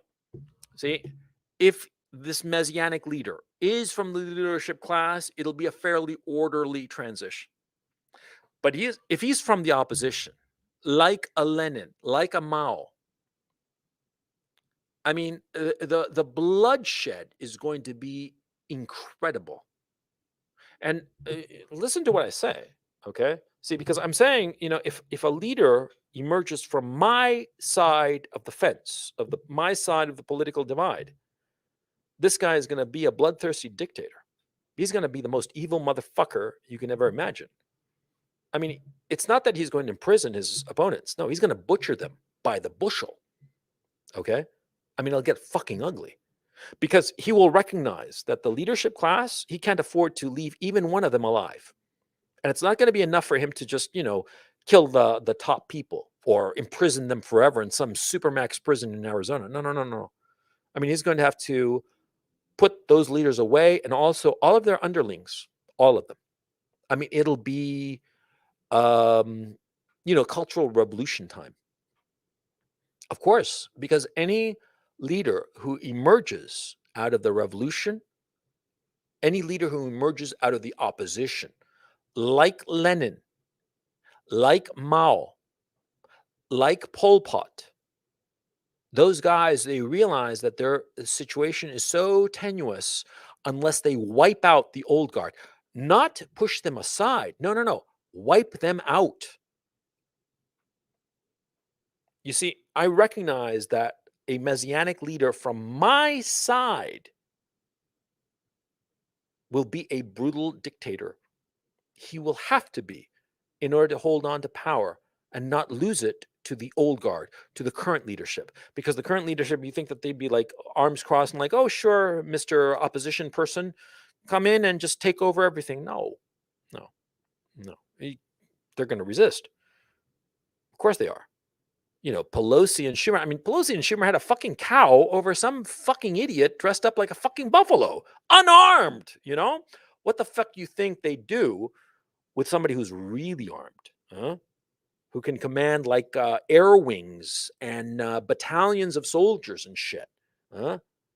And not just these twinks, these fucking diversity losers that are in the U.S. military. No, I'm talking about hardened combat veterans, probably guys who've been fighting guerrilla combat for at least a couple of years, because that's how long it'll take for some messianic leader from the opposition to take power. It'll be some hard combat. And that fucker, he's going to be bloodthirsty and he's going to be ruthless. It's going to get fucking ugly. I don't see this shit ending well, quite frankly. And the blame, as far as I'm concerned, squarely on the current leadership class. Squarely. Because they are so irresponsible. Because they inherited a power that they did not earn and they have squandered it. They've squandered it and misused it stupidly. It's why the West's diplomatic situation vis-a-vis the Chinese and the Russians is a complete disaster. It's why the West's economy in every country, not just the US, Canada, the UK, Australia, all of them, all of their economies are tanking. And not because of the fucking pandemic. Don't blame it on the fucking pandemic. It's mismanagement, okay? The shit that's been going on in the American economy had its origins in 2007. The fact that Ben Bernanke and Tim Geithner and Paulson, the Secretary of the Treasury at the time, they didn't have the balls to do what had to be done, which is to break up the big banks, declare them bankrupt, wipe out the bad debt, prosecute all of those corrupt bankers, and start from scratch. That's what they should have done back in 2007, 2008, but they didn't have the balls to do it because they were fucking pussy-ass bitch cowards. And so the problems of the bad banking sector were kicked down the road. And sure, we had 11 years that seemed all right. But, even in 2018, you were starting to see cracks, that all that kicking the can down the road, it was coming to an end. The road was ending. And the pandemic, and that's part of the reason that for the whole shutdown, because it actually postponed a little bit even further the collapse of the financial system, the incredible weakness of the financial system, product of the Federal Reserve fucking with interest rates. Remember, interest rates are the price of money. Okay, it's how much you charge for money. It's the price of money. Now, when you subsidize the price of money, okay, when you fuck with the supply demand curve, inevitably you will have inefficiencies, market distortions, misallocation of funds, misallocation of capital. That's what's happened ever since Alan Greenspan in 1987, when he opened the window, the discount window for the 1987 flash crash. The Federal Reserve has never done its job. Its job is to maintain price stability. But instead of that, they wanted to just goose the market along. The market being for them some weird proxy for the health of the economy. And it's not. If the stock market is doing well, that doesn't mean that the economy is doing well. And we've seen that. The stock market is literally at 36,000. Yeah? And how is the economy doing? Good or bad? You tell me. Huh? It's doing lousy. But see, these problems, man, they've been going on for decades. Decades.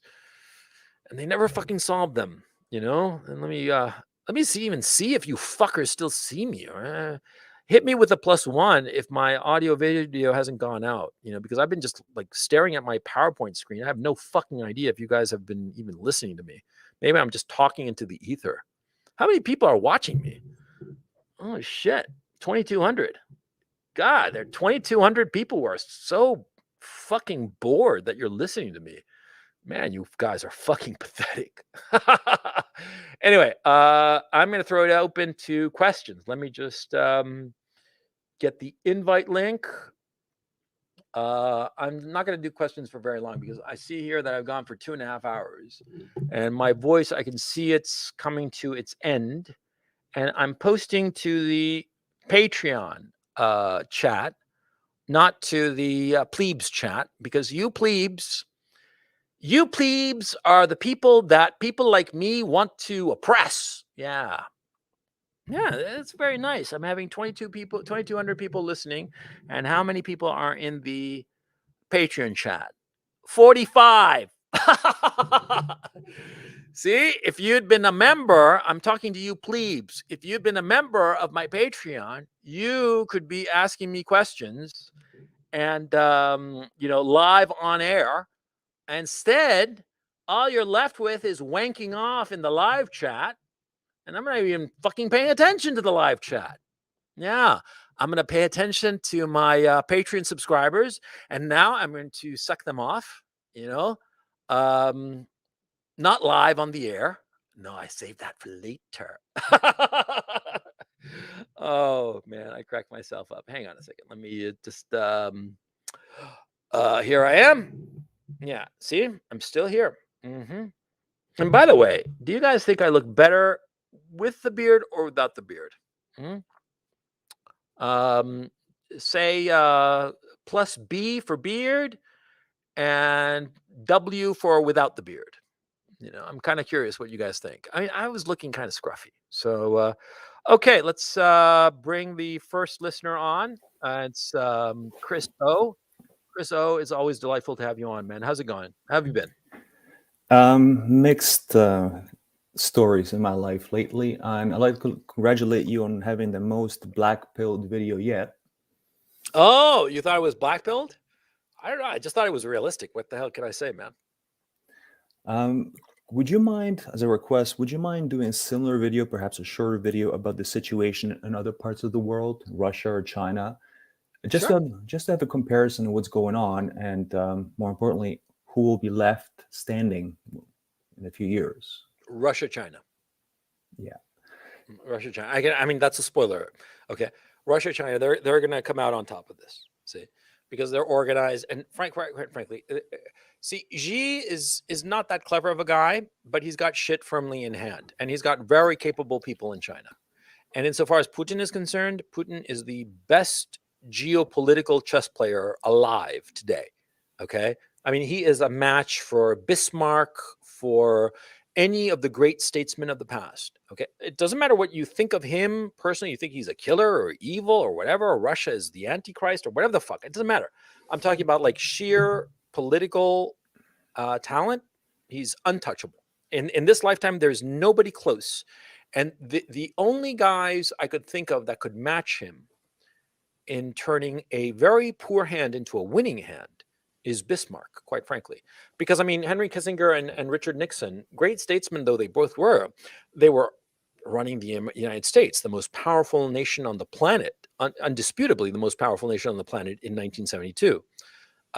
Whereas Putin in 2000 inherited a weak and broken country and turned it around into a military power that can fuck up the West something awful. I mean, they really can, okay? And who's managed to make friends with China, which is the strongest economy in the world. And no, bottom line, Putin's the man. I mean, again, I'm not making a moral judgment. You know, that's up to each person. But just in terms of sheer talent, ability, and having played the game well, Putin wins. Yeah. Anyway, what's on your mind? Just to follow on that, I mean, he knows what's going on, and basically he probably knows what you just said right now. So he's making some sort of plans for the short term and long term, expecting what's going to happen in the West. So it'd be interesting to know. Yeah, my thinking on Putin.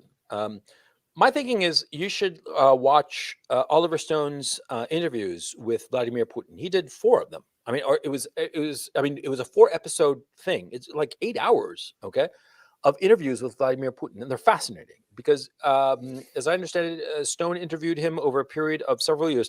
I know I've told this to you at some point before, but a lot of people listening have not heard this.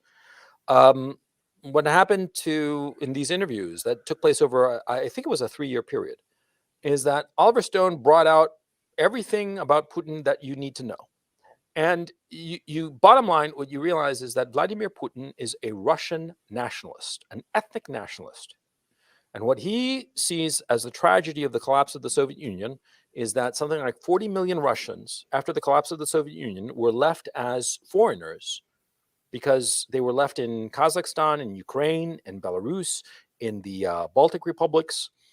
And he wants those ethnic Russians he wants them back. He wants them under the umbrella of the Russian Federation because he believes that all Russians should be a part of the Russian Federation because Russia is their nation. He is an ethnic nationalist. And so his goal is the reunification of the Russian people. And he is pursuing that goal relentlessly and very, very patiently. And so that's why he's going to win. Sure, that is the goal, but it's interesting to discuss the contingency plans that he has if things really fall apart in the West. I mean, there must be his goal is, I mean, he realizes a few things that in the West does not seem to realize. Number one, he realizes that there's no leadership in America. Because, see, for a country to make an agreement with another country, for your one country, say Chris, and my country is named Gonzalo, and your country is Chris O. So for me to make an agreement with you, I have to have confidence that any agreement I make with you, you'll live up to it. Whoever is the president of the Republic of Chris O. Okay? You could be the president right now, but maybe in 5 years it'll be some other guy, right? And so I need to make an agreement with you as an individual, but also with your country. And I have to have faith that the future leaders of your country will live up to the bargain that we make today. Putin realizes that no deal that is cut with the Americans will survive the next election. So he has realized that the United States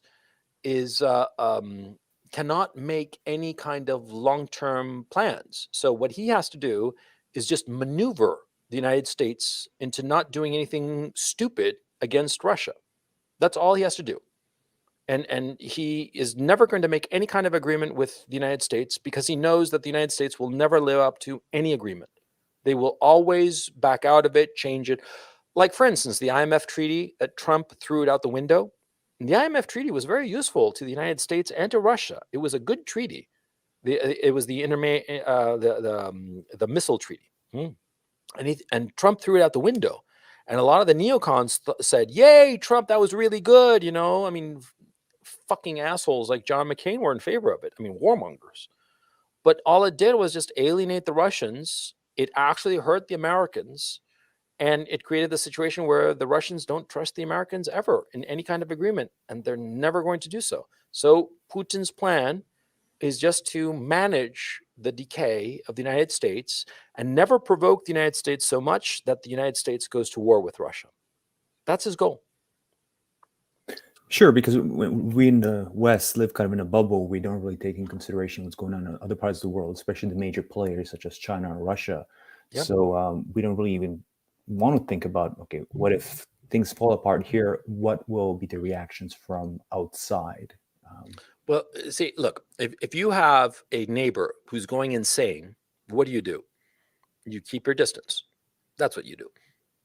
And that's what they're going to plan on doing, keeping their distance. And if the United States ever makes some move against them, they know what they have to do. They have to hit the United States squarely on the nose so hard that the Americans are like, okay, we're not going to bother with you. See, it's a delicate balance. Okay. Scare the Americans, but not really get into a tussle with them. See, the Chinese and the Russians, they're not stupid either. They realize that the chaos that's going on in America, and so they don't want to give the Americans any kind of excuse to start a major war so that the American leadership can put everything, all of the domestic problems on the side, on the back burner, and focus on a war with Russia, China. They never want to create that kind of provocation. See, they want America to collapse without lashing out at them. And so, that's their goal. Yeah. Okay. Anything else on your mind? Well, just one question. Shoot. As a vaxxed person who's currently experiencing side effects. You? Yes. What are your side effects specifically? The whole heart issues. Do you know that for a fact? Yes. Holy shit. Okay. When did you get the vax? First one was end of May, second one was mid-July. I got it only to get a visa to go abroad because I want to leave the West. And I did leave the West. Yeah. But after the second shot... Are you fucking with me or for real? I'm not serious. I'm serious. I've been on the show long enough to tell you the truth. Yeah, I'm not saying this is I'm going to die. But this is a serious thing. You've been diagnosed with myocarditis? What? I haven't been diagnosed. I went to the doctor who seemed very reluctant to speak to me about anything, including the vaccine. And this is you're in Canada, right? Yes, in Canada. Yeah. I did a heart check, stenogram it's called, something like that. Yep. Didn't show anything, but it still didn't explain why I have that pain, that kind of needle feeling in the heart, and comes and goes. And given that, I mean, it kind of everything is all the options are off the table. It's hard to, I'm not saying to keep going, but to keep faith in the system. It's like, okay, if that's what was allowed to happen to me, then all bets are off. So it's, how do you advise people in my situation who are skeptics, but they decided to get the shot or keep going and now are living with the consequences, to kind of cope with that decision?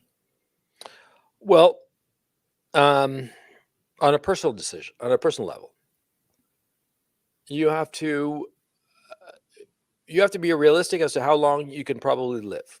If you're having you're a young guy. You told me once, but I forgot how old you are. 40. You're 40. Okay, well, you have to be realistic and realize that as a 40-year-old man with some kind of heart problems like this, you got to figure out exactly what you have. And if you have myocarditis, at your age, it really is 5 years, 50% survival rate. And so you have to ask yourself, well, what do I really want to do with my life? What do I really, really want to do? Not some shitty job, but What do I want to do? What do I want to experience? Because if I have 5 years at best case option, flipping a coin, it'll be 5 years. What do I want to do in 5 years? And then do it. And whatever else in your life, just ignore it. It's not important. Okay? Just ignore it. Just throw it out the window. See? Because if you only have 5 years, I did a video called, the days are long, but the decades are short. And 10 years does get behind you in a blink of an eye. Okay? And 5 years, even faster still. 5 years for me was 2016.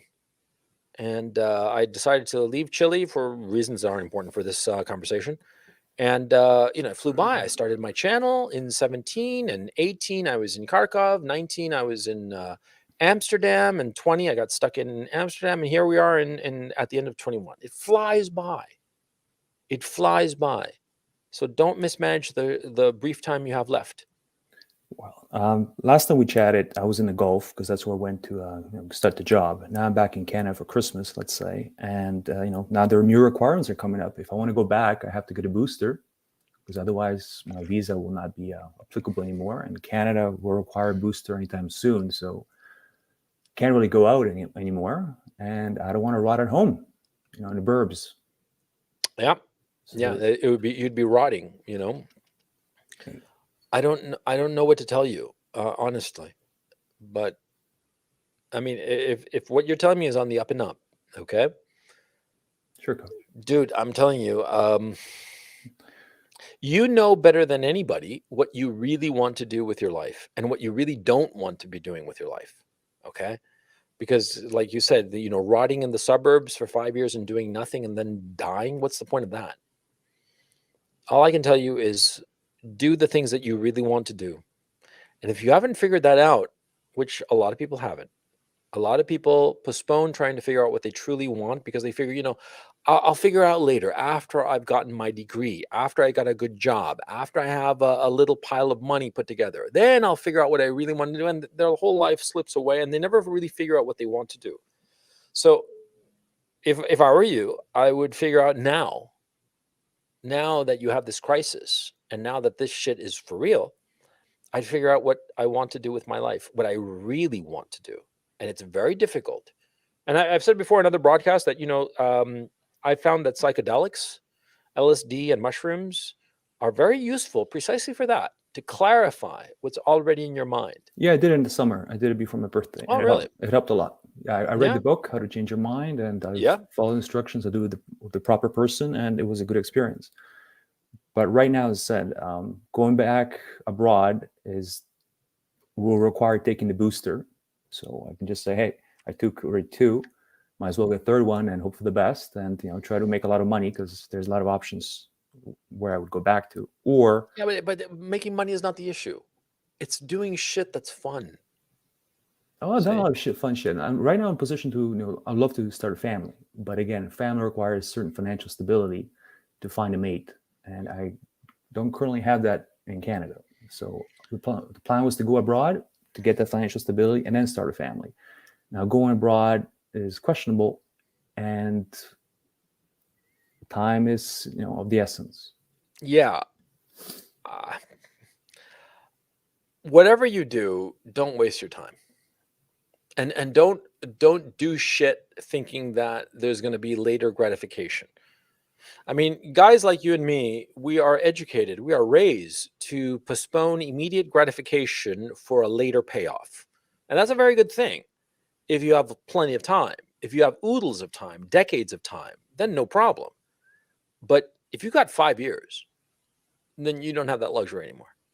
And so you should figure out now and not waste your time doing something that is not that important. And quite frankly, worrying about getting like the best financial situation, I'd skip that and just try to go straight for the family. That might be more important. Gotcha, If you're really serious about starting a family, then I would focus on that and not worrying so much about the money. The money is going to be a secondary thing. Because money comes and goes, man. But life, creating life, that lasts, that matters. That should be your priority. And that's what I think. Thanks, Coach. Thanks for a good video. Talk another time. No problem. Take it easy.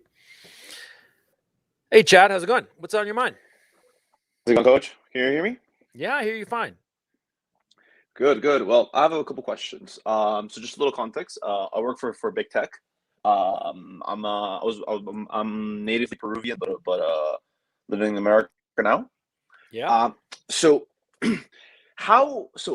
are you familiar with what's happening in Peru now?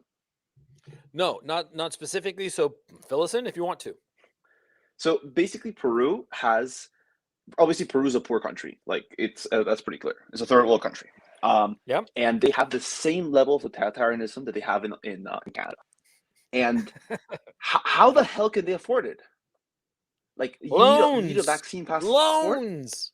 What? You need like a vaccine passport to enter a restaurant, and like Yeah. and the country has never given a fuck about their people, but now all of a sudden they have this shit. Like how the fuck can they afford it? No, it's loans, and it's just because look, you have to understand the leadership classes, and even in Peru, the leadership Mhm, classes, they have more in common with each other than with the people that they are supposed to mhm, represent. You have to understand that. mhm, Like for instance, you look up the World Economic Forum, the youth group of the World Economic Forum, and you'll find out that Jacinda Ardern, who's the Prime Minister of New Zealand, and Boris Johnson and Justin Trudeau and a whole bunch of other people, they all went through that thing. They all know each other. See? The whole neoliberal mhm, cabal of the Western democracies in North, Central, South America, Europe, Oceania, they all know each other. They all went to the same institutions, mhm, sometimes even the same schools. And so they all know each other and they have more in common with each other than with the people that they are supposed to represent. And so, mhm. I don't even know who the president of Peru is right now. I mean, I really have not been following Peruvian politics It's at all. some You'll have to forgive some me. some some commie. Yeah. But I bet, he's got lots of connections or people in his administration. The bureaucrats have a lot of connections Uh-huh. with people in IMF, the International Monetary Fund, the World Bank. And I bet that they got a lot of loans, a lot of financing to do all this bullshit. See? Uh-huh. And all these people who Yeah. are these bureaucrats running these financial organizations, these international financial organizations, they're doing so with the notion that they're doing good. And so that's why they're handing out these loans and all the rest of it. But Peru Mhm, is going to be indebted for decades over this shit, mhm. you know? And Yeah, that's basically what's going to happen. yeah. I even go ahead and say that like Peru is like 5 years away from becoming a failed state. It's that bad. Dude, Yeah. you haven't you paid Uh-huh. attention, man? The United States is 5 years from becoming 5 years away from becoming a failed state, man. The whole fucking shit show is going up in Uh-huh. flames. So yeah, Yeah. I mean, No, take a number, man. I mean, dude, you think that Peru is going down the toilet? Man, the whole fucking place is going up in flames, man. Dude, it's fucking funny. Look, it's funny if you take it with a sense of humor, but if you stop and think about it, you're gonna weep at the I know. tragedy, Yeah. at the promise. There's something else that you guys have to understand. See, this civilization that we have created, see, we hit the peak in 2019. It's all going to be downhill. I mean, even if you think of the best situation that there's a political solution to all this problem going on, which I doubt, okay? But even if there is, we are never going back to the good old days.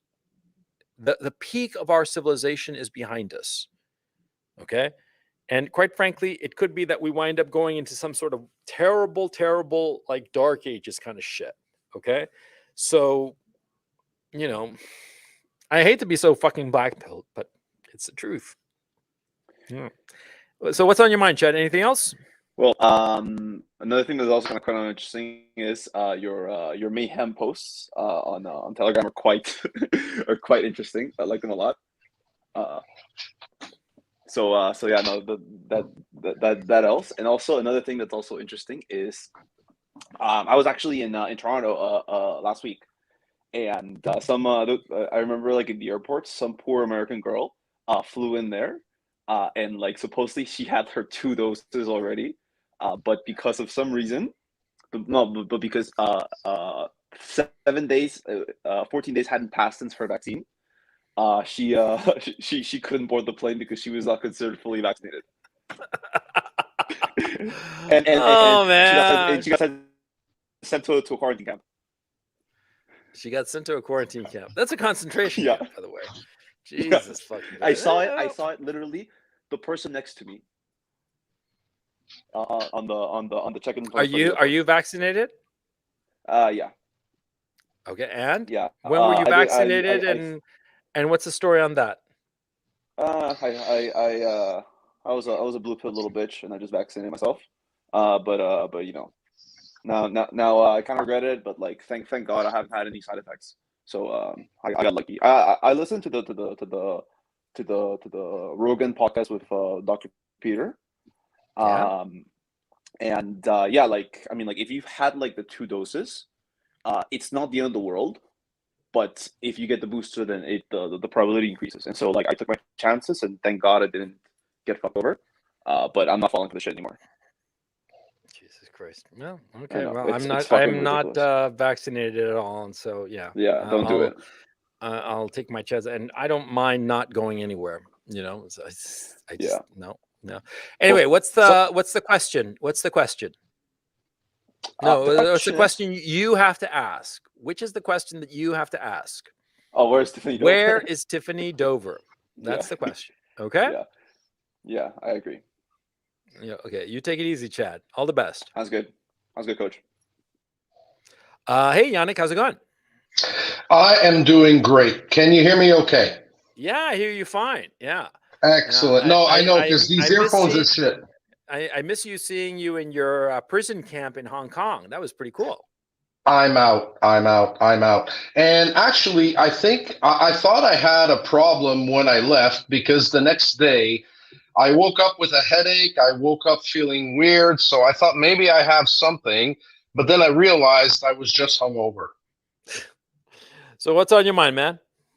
Nothing much. I've actually got 3 or 4 things that I want to go through with you, and I wrote them down because I'm not one of these little faggots, as you know. Okay. First of all, whether you have a beard or not, I still think you're ugly, and I love you to death. Well, that's what everybody says, man. Well, the thing is, see, I could be ugly, but I got like a really big head. That's what she what's said. On your mind? What's on your mind? Yeah. And full disclosure, I decided to take the shot as well, but I did not take the gene therapy shot. I decided to take the shittiest shot of all, which is the Chinese shot, which is apparently dead viruses. As long as I get the paper, I don't give a fuck. And knowing the Chinese, maybe they'll have diluted it with more saline solution, which in either case, I don't give a fuck, because I'm still voluntary to sign up for catching COVID and giving the finger and calling out the governments on their bullshit. Yeah, because I understand, and chat, correct me if I'm wrong, that Sinovac is the vaccine that has the attenuated virus. That's like a traditional virus. Chat, you guys correct me if I'm wrong. Yeah, so you're going to take that, okay? I would advise you not to. I understand that you might need it for your job, but exactly. I personally do not believe that a job is worth putting your long-term health at risk. That's my and this is why I opted for the non-gene therapy, and for the one that had the least chances of working. I want the shittiest one there is. The worse it is, the better for me. But again, 2 questions. And yes, chat, I know I'm too loud. And yes, Algeria, I'll get back to you in the chat. But 2 things, okay? Psychedelics for starters. Sure. I have some friends in Ciudad de Mexico that can have me do peyote next time I go. And goddamn, I'm fucking dying to give it a go. Yeah, give it a go. Sure. See? Look, I'm an Epicurean. You guys know that, which means that I believe in everything in moderation. Just I'm a firm believer that psychedelics are an enormous help for normal people, okay? To straighten out how you're thinking. For people who are generally okay, that don't have any kind of serious psychological or psychiatric problem, but who want to figure out stuff in their lives. I think it's very useful for that. And so sure, peyote, give it a go, see what happens. Have a good trip. I still think of Cheech and Chong doing acid in that car and Up in Smoke, and that was fucking hilarious. But and just to get back to what you were saying about Russia, and ethnic Russians. I went to Moscow 3 times. And the one thing that actually blew my mind the first time I went there is I thought I was going to Europe. And to put it very simply, I thought everybody was going to be white. And that was the absolute complete thing that I was proven wrong right away. First of all, if you're going from the airport into downtown Moscow, don't take the subway. You're fucked. If you take it at 8 a.m., you're completely fucked. Absolutely. But I would tell you, I love Asian girls. And the hottest looking Asian girls I've seen were not in Asia. They were in Moscow. Holy Jesus. Goddamn. I'm still in love to this day. Okay. But yeah. And yeah, I mean, like Moscow, like in terms of ethnic mix, melting pot, because you have to realize all of the Soviet Union actually went into Russia because they all spoke Russian. Mhm. Best shawarma I ever had. Okay, good to know, man. I don't have any comment to that, man. I mean, Well, if you've been to Moscow and everything, you know exactly what I'm talking about. But I haven't had the opportunity to go to Moscow yet. I'm supposed to go on. I was supposed to go on a motorcycle trip this past summer, but I have I had some issues with my documentation that prevented me. Not shot related, other stuff. And so I'm hoping that next summer I'll get to go on a motorcycle trip to Moscow. But yeah, anything else on your mind, man? Last very thing, when you were talking to that previous gentleman that you were talking to about what you have to do with the time that you have left, Yes. I'll always remember the words of wisdom that a guy that told me, and his family owns about 10 to 15 casinos in Macau. He said, take my money, I'll make it back. Don't take my time. Yeah, exactly. That's exactly. I'm off. Yeah. Take it easy, man. Good to see you. I hope you do well. Cheers. Hey, Vintron, how's it going? I've Hey, never talked to you before. Coach, I'm doing good. So back history, I subscribed again to your channel because you nuked your YouTube. Yeah, okay. And I was very confused and needed an update. Yeah. So like reverse psychology worked on me, so that was solid. But I'm actually in a good position financially now because my family, I'm sort of second generation in our business, and I'm sort of trying to position ourselves. And the only one thing I can't answer to myself is, how do you guard property rights? When you have to have faith in the government. That's bottom line. Okay. Oh. There is no real way to guard property rights for an individual. Okay. Because if the state has monopoly on violence, the only way you can guard your property is if you have real faith in the government. And so the smart thing to do is spread your risk around. Okay, sure. Okay. If you have the opportunity to invest in property in multiple jurisdictions, in multiple countries, then do that. Yeah, but I can't diversify my physical location though. So no, but you can diversify your ownership. You don't have to be in those places to own property there. Yeah, that's true. Yeah. And so the thing is, see, if you own property, I'm totally hypothetical. Yeah. Like Argentina has a shitty economic situation. It goes up and down, and it crashes every so often. It's a big fucking disaster. So you can buy property there, and you buy an apartment, again, hypothetical, purely hypothetical. You pay $100,000 for it, and maybe 1 year later it's worth 200. Maybe 1 year later it's worth 50. I mean, it's up and down. Maybe it gets expropriated by the government. It would be absurd for the government to do so, but let's just, again, hypothetical. Yeah. So do you buy multiple properties in Buenos Aires, in Argentina? No. Yeah. Because you don't know what's going to happen in Argentina. So you might have to live in Argentina and Buenos Aires because that's where your business is, that's where you make your money. But you buy property, as Argentines do. You buy it in Uruguay, you buy it in Chile, you buy in Peru, you buy in Brazil, you buy in different places so that, you have some stability elsewhere. You don't buy like mansions. You buy whatever you can afford. Maybe it's a very small little bit of land in Chile or a small apartment in Montevideo in Uruguay or some shit like that. But my point is that, see, you diversify. If you're never sure about something, you diversify. And the great thing about the neoliberal paradigm is that borders don't exist for capital. So you can move capital around and invest in different places. And that's would be my recommendation. Yeah. Cool. I'm not giving financial advice. I'm just telling you, yeah, how to approach the problem.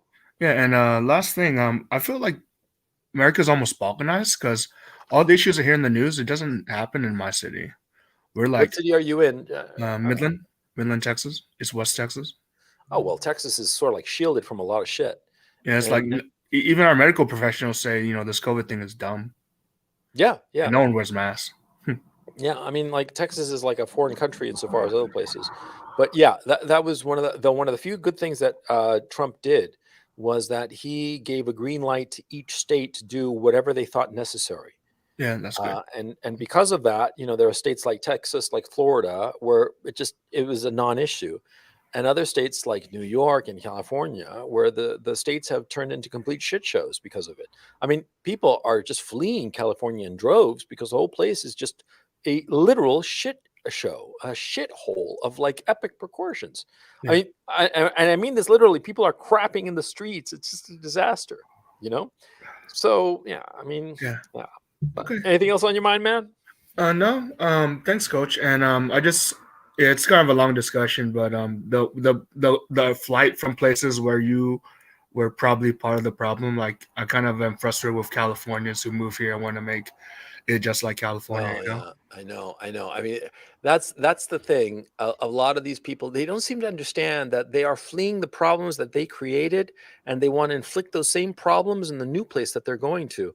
What the hell is the matter with you? Wake up! I mean, come on, man. Don't shit on the new place that you are going to. But I mean, these people don't seem to understand. It's it's weird. It's yeah. So anyway, yeah. Thanks, Coach. Take it easy, Vin. Good talking to you. Hey, Chris G, how's it going? Hey, Coach. Can you hear me? Yeah, I hear you fine. What's on your mind, my man? Well, I guess I just was looking for some advice. I'm trying to decide whether I'm going to stay in the States or move to Europe. My options right now are Germany or potentially staying in the U.S. My father is over there right now, and I'm trying to get citizenship. Are you vaccinated? Yeah, I took the Pfizer thing about 3 months ago. I'm not having symptoms. Nobody in my family is having symptoms. At least not yet. Look, see, Germany is Germany, okay? And you got to keep in mind that I am technically 3/8 German. My maternal grandmother is all German, and my paternal grandmother was half German. So that makes me 3/8. And Germans are a very compliant people.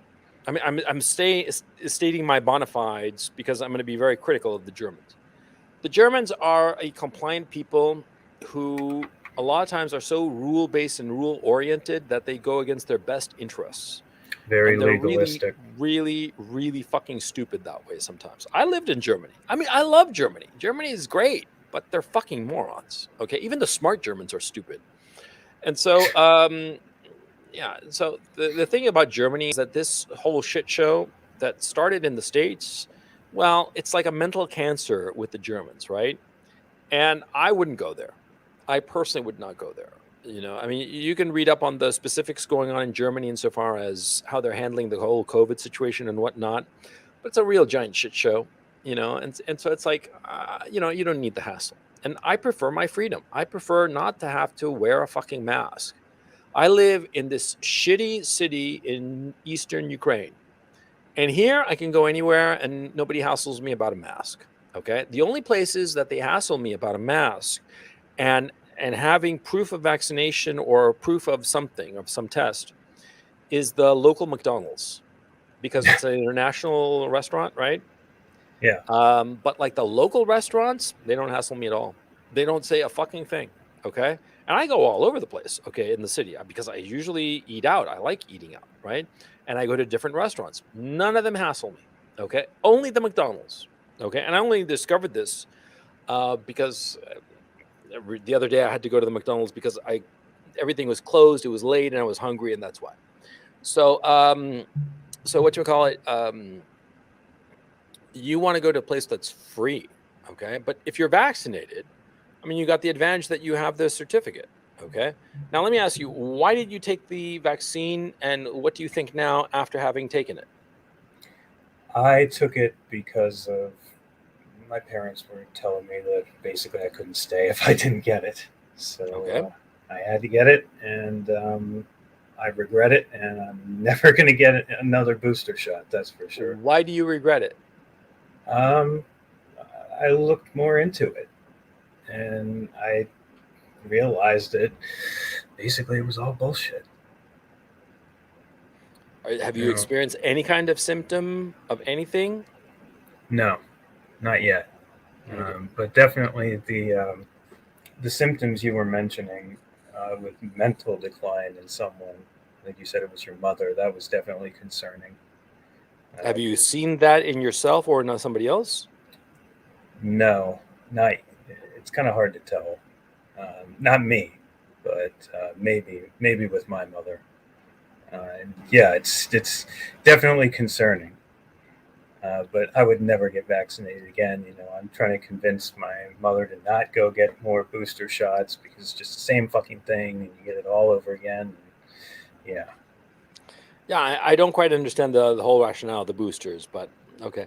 The thing, insofar as your own situation is concerned, if you're worried about your own mental decline, I've said this before, and maybe I'm repeating yourself to you, Chris, but I'm saying it for everybody listening.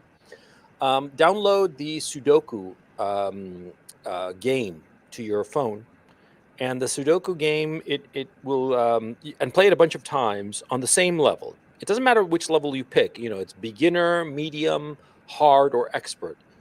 Um, and play it repetitively, like half a dozen times to get an average baseline score, about an average baseline time for you to solve the puzzle, right? And what'll happen is Right. that, see, you use that average baseline to compare how your mind is doing later on. It's a simple way to sort of like measure if your brain is on the up and up or if you're declining.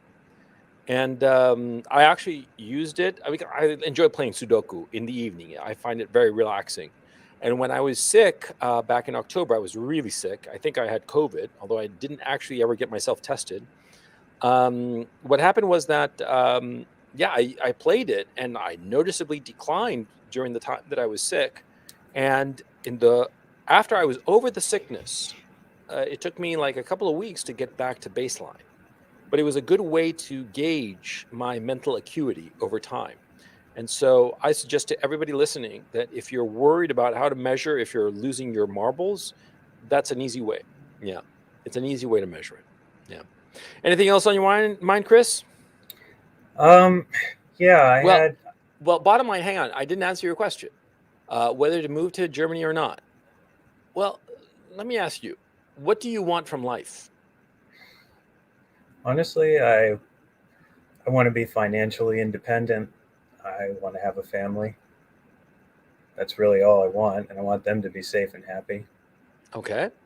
And how old are you? And are you doing anything to get that family? I'm 31, and a couple days ago I turned 31, and Happy birthday. Thank you. Not really, not at the moment. I had a lot that happened, and yeah, What happened? I had an accident when I was in college, and I had an operation, and basically they gave me these pills, and it kind of screwed me up for Mhm. a long time. So Yeah. I have a degree that's about 75% finished, Uh-huh. and I haven't really had anything other than a minor, like part-time job before, Uh-huh. and I couldn't keep going.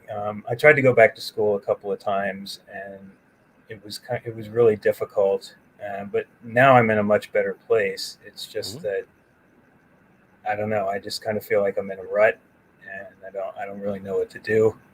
And so that's one of the reasons why I'm considering moving there, is just because that's where my family's going, and it's like, what else am I going to do? Well, it sounds like a good idea to move to Germany, to tell you the truth, because Germany is a good place if you want to start fresh, if you want to like go to a new place, and if you are feeling physically not your best, you feel a little physically vulnerable. Germany has a lot of things going for it. I mean, a lot of social services that can look after you. if you can sort out the issue of immigration and whatnot, I mean, I'm assuming you have some sort of way to get residency in Germany, then you should take advantage of it and go to Germany. And it'll be, like I said, a fresh start. You know, I mean, it is overrun by a whole bunch of fucking immigrants who are just bleeding the country dry, but there's Yeah, still I used to live opportunity. there. Yeah, there's still opportunity there. You know, and if you live there already, then you know the language, and so it's going to be a lot easier for you to integrate there. So yeah, and if you feel like you're in a rut, moving to a new place is always the best solution because it forces you to adapt to a new environment. So go ahead, you know. Look, life is short, okay? Don't fall for the trap of staying in your shitty little apartment or house, even if it's a fucking mansion, but letting the days flow by without anything to show for them. Change. And if change isn't looking for you, you go look for change. Yeah. That's what I recommend. I will do that. Really, thank you, Coach. No problem, man. You take it easy. Thank you. You too. Best of luck. Thank you. Hey, Gabriel, how's it going? Hi, Coach. Can you hear me? Yeah, I hear you fine. What's on your mind, man? So I got 2 topic suggestions. One being Cuba and how quickly those protests were quelled. It was on the news for like a day or two several months ago, and then poof. So maybe you have an insight that nobody else has, and I, for one, would love to hear it. And 2, I noticed you haven't brought up Henry Kissinger in a while, and since you admire him so much, since you already did a slagging one on Winston Churchill, maybe you want to do a bright side biography on Henry Kissinger. Maybe we could learn something from him through your eyes. What I liked about Henry Kissinger is that he was a pragmatist. Yeah. I mean, he was a bit of an asshole. And a lot of times he sort of like took credit for shit that he hadn't actually done. Like, you know, when I read his memoir and he talked about what he had done in Chile, I'm like, what the fuck are you talking about, man? Fuck off. I mean, a lot of the shit that he was talking about, like, nah. But he was just spritzing up his own reputation. Okay. I think it's weird because a lot of Americans can't quite believe that a country on its own would decide to overthrow some communist regime like Chile did with Salvador Allende. And Americans seem to think that no country in the world is ever going to overthrow a government unless the Americans do it for them. It's weird shit. But anyway. Yeah, like Cuba. Yeah, exactly. But anyway, insofar as Kissinger, you know, he's a hell of a statesman, whatever you think of him. Okay. I don't think highly of him on a moral level, but I do think that he was very brilliant and a very smart man who accomplished a lot. I think that he's kind of like on the dark side of the force, if you will. But you see, you have to separate the moral part from actual achievement. And he did accomplish a hell of a lot. Though I would argue that Nixon achieved more. Kissinger executed a lot, and he was a very capable diplomat. But Nixon had more of the strategic vision, more so than Kissinger, although Kissinger would later try to co-opt a lot of the ideas that Nixon had and had implemented, you know? But in the end, it doesn't really matter. I mean, that kind of jockeying for credit happens with everybody who's got a big ego, you know, but yeah. Anyway, what was their second topic? Yeah, Cuba. Because a couple of months ago on the news, they were protesting the government. Yeah, I'm not following Cuba at all, to tell you the truth, because as a practical matter, it's kind of inconsequential at this time. It's a shithole, you know. It's got this it's communist dictatorship, but it seems kind of kleptocratic. The people seem sort of like stuck and they're not really doing much. And I know they had some protests and then it got quashed, but I don't quite know why. Like I said, I haven't been following it. So I don't really have any opinion about Cuba. At this time, the game is with Russia, with Ukraine, and China with Taiwan, and the Americans fumbling around and trying to figure out how to start a war without seeming to start a war, you know? I mean, that's the thing that's on my mind at this point, you know. Cuba, I have to admit, is just very on the periphery of that. If it's any consolation, I haven't even been paying attention to the fucking presidential election in Chile, my own home country, you know. I mean, I've been so wrapped up in this Ukrainian shit, probably because, the Russian border is 40 kilometers away from where I am right now. It's 40 kilometers in that direction. I'm not kidding. Russia is 25 miles in that direction. That's Volgorod, right? And so that is more on my mind, to tell you the truth, But Understandably so. I beg your pardon? Yeah, understandably so. I can imagine what you're. But they've been doing that for a while. I mean, every so often I would hear about that. They're encroaching, and then they're backing off, and encroaching, et cetera, et cetera. I've been hearing that for years. Yeah, but what's going on too is that there's so much information warfare going on, and what I'm finding really interesting is that I really love my Telegram channel because I can totally let loose, use the worst language imaginable. I call all of my fans, I call them the derogatory word for transgender and the derogatory term for gay, the F word, I call them that, as a greeting. And I can say it because, nobody's going to censor me on Telegram. I can say whatever the fuck I want. It's great. And I have a lot of laughs, but precisely because it's so unregulated, there are so many people that I've designated as inorganic. Inorganic is a person who is either a shill, a fed, or a useful idiot who thinks that he's fighting hatred by sticking his nose into my chat on Telegram. An inorganic is basically somebody who does not want to be listening to a channel or be a YouTube channel or a Facebook or whatever. He doesn't want to be there. He has to, either because he's being paid or because he thinks he's doing the right thing by fighting hate, and so what's interesting is that there have been a lot of inorganics in my chat as of late when I mention Tiffany Dover. Yeah. Who is Tiffany Dover? That's the question. And ask that question anytime you go onto any chat. I mean, I'm telling everybody in the chat right now, whenever you go to any chat, ask the question, just post it. Where is Tiffany Dover? And you're going to see all kinds of inorganics crawling out of the woodwork. I mean, it's like that viral video where they pour Pepsi over a slab of pork and all these little worms crawl out, It's exactly like that, man. It's so fucking funny. And when I said also on my Telegram channel, and this is for real, this is not kidding.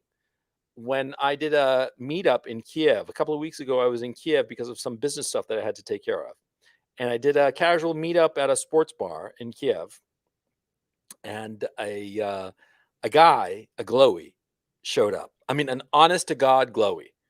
And I have like a podcast there that I put on my Telegram channel describing the whole encounter. And the guy was honest to God glowy. And he was so glowy. I mean, he was glowing like a neon sun. You know what I mean? And a green neon sun, man. It was fucking funny. And so anyway, on Telegram, I've noticed that there are a lot of inorganics and a lot of inorganics pushing violence, suggesting quote unquote violence and trying to get other people in the chat on Telegram to do violence or commit to acts of violence. It's really interesting. There's all kinds of information warfare going on online because you do have to keep in mind, see, there's a relatively small fraction of people who participate in the chat. If I had to guess, maybe 1 in 500, 1 in 50. Okay. 1 in 50 to 1 in 100, something like that kind of ratio. And so it's very easy to infiltrate a chat and to manipulate outlooks and perceptions by way of being in the chat. And so that's why it's so tempting. And I found it really interesting in Telegram, especially because it's easiest to spot inorganics because guys who are organic, that is guys who like your chat, they're there forever. And you see them for weeks on end commenting and participating in the chat because you see their names, you recognize them. And so you know that they're there because they want to be there and they like your particular chat for whatever reason. And so when an inorganic shows up, you realize it's an inorganic immediately because of how he speaks. He doesn't quite know the lingo of the chat, the touch points of the chat. and also because he's clearly pushing an agenda, even if he's trying to be subtle, because the chat has a certain rhythm to it, you spot him right away. And it's really easy. And what's been fun for me on Telegram is that I sort of like, I don't want to put it in this kind of condescending tone. I don't mean it in any kind of condescending way, but I've kind of like trained my chat to spot the inorganics. And they do. It's really fucking funny, man. It's really fucking funny because all of a sudden they'll be like, oh, this guy glows. And he does. He does, man. Sometimes they spot him. The guys in my chat on Telegram spot him before I do, you know, because the guys in my chat, they developed a sharper instinct, you know, better sense of smell when the guy glows. It's really fucking funny. There is a lot of that going on. And so this is a very roundabout way of answering your question or comment, which is that insofar as the whole situation with Russia and China is concerned, and Russia moving in on Ukraine and the West doing this or that, there's so much information warfare going on that it's kind of like a fog of war. You don't really know what the fuck is going on very clearly. Okay. And sometimes it's best to sort of like float through it and try to figure it out without committing yourself in any particular direction, you know. At this time, insofar as the Russia-Ukraine NATO situation is concerned, I'm just waiting to see what happens. I'm just waiting around and I'm keeping all my options open. You know, I got cash if I had to split immediately. I've also got like long-term investments here if things work out well in the long term. And if I lose those long-term investments, fine. You know, I mean, I'm ready for anything because anything might happen. It's really fucking fun. This is exciting. This is cool. You know, I mean, the fact that some Russian tanks might any day pop up, you know, and appear on the road right outside my window, that's fucking cool, man. It's just like, dude, anything can happen. Yeah. So yeah. Anyway, I've been rambling on. Anything else on your mind, man? Yeah, one question that I wrote down, another one about the men-women dynamic. So I'll get to the first one I wrote. So, do you think Dr. Li Meng Yang is telling the truth? She was on Tucker Carlson touting that it's a bioweapon, and it came out around the time that Trump said the ink wasn't even dry about the new China deal, and all of a sudden this might be a retaliation against that. Like if you look at the timing of it. And wait, I'm confused. What about the man-woman thing? I don't understand. Oh, yeah, that's another question after this. Oh, okay, but, okay. So this question is about. Yeah. Dr. Li Meng Yang was on Tucker Carlson many months ago, right? If you know that she said that her family was threatened, maybe arrested or locked up, and she was in the lab and saw that it was a bioweapon purposely leaked. And if you look at the timing of it, that Trump kept on saying, we just made a new deal with China, the ink wasn't dry, and all of a sudden we were doing so well, and poof, this virus came from China. Or do you think we'll never know the truth for another 50 years until all the people involved are all gone anyway? We'll never know the truth. Never? I find it very suspicious that in the West, they kind of like want to ignore the origin of the virus. The authorities are going out of their way to ignore it. I don't know what that means. And we're not going to know. I mean, the reasonable guess at this point, which is the reasonable guess in March of 2020, is that it was leaked from the Wuhan virology lab. Look, it's only like one of 2 or 3 high-level virology labs in the world, okay? And you're telling me that it popped up in some wet market 500 meters away from this virology lab? Come on, we're adults, we're grown-ups. We know what's what. We can connect the dots, right? So it's clearly it was some sort of leak. Deliberate or not, it could have been an accident, easily an accident. A friend of mine, a guy whom I trust and I know real well, he's not bullshitting me. He's a German scientist, and he's worked with Chinese in laboratory settings. And he said that they're sloppy, they don't give a shit about safety protocols, and they don't have that training, that discipline that Western scientists have insofar as the importance of safety and following every single safety protocol. On top of that, this guy's German, so of course he's going to be anal retentive about safety and security and shit like that, right? But he told me that he had that experience, direct firsthand experience with sloppy Chinese scientists. And so I could easily see it being a complete accident, you know, but we'll never know. I mean, look, there are two groups of people who don't want it to be known: the Chinese authorities and the Western authorities. So, you know, sides of the same point. Yeah. And what's the Right. man-woman question that you had? So I think I could sum it up in 4 words, right? It's for the most part true, right? Here it goes. Men think, women feel. That's Yep. it. That's it. True.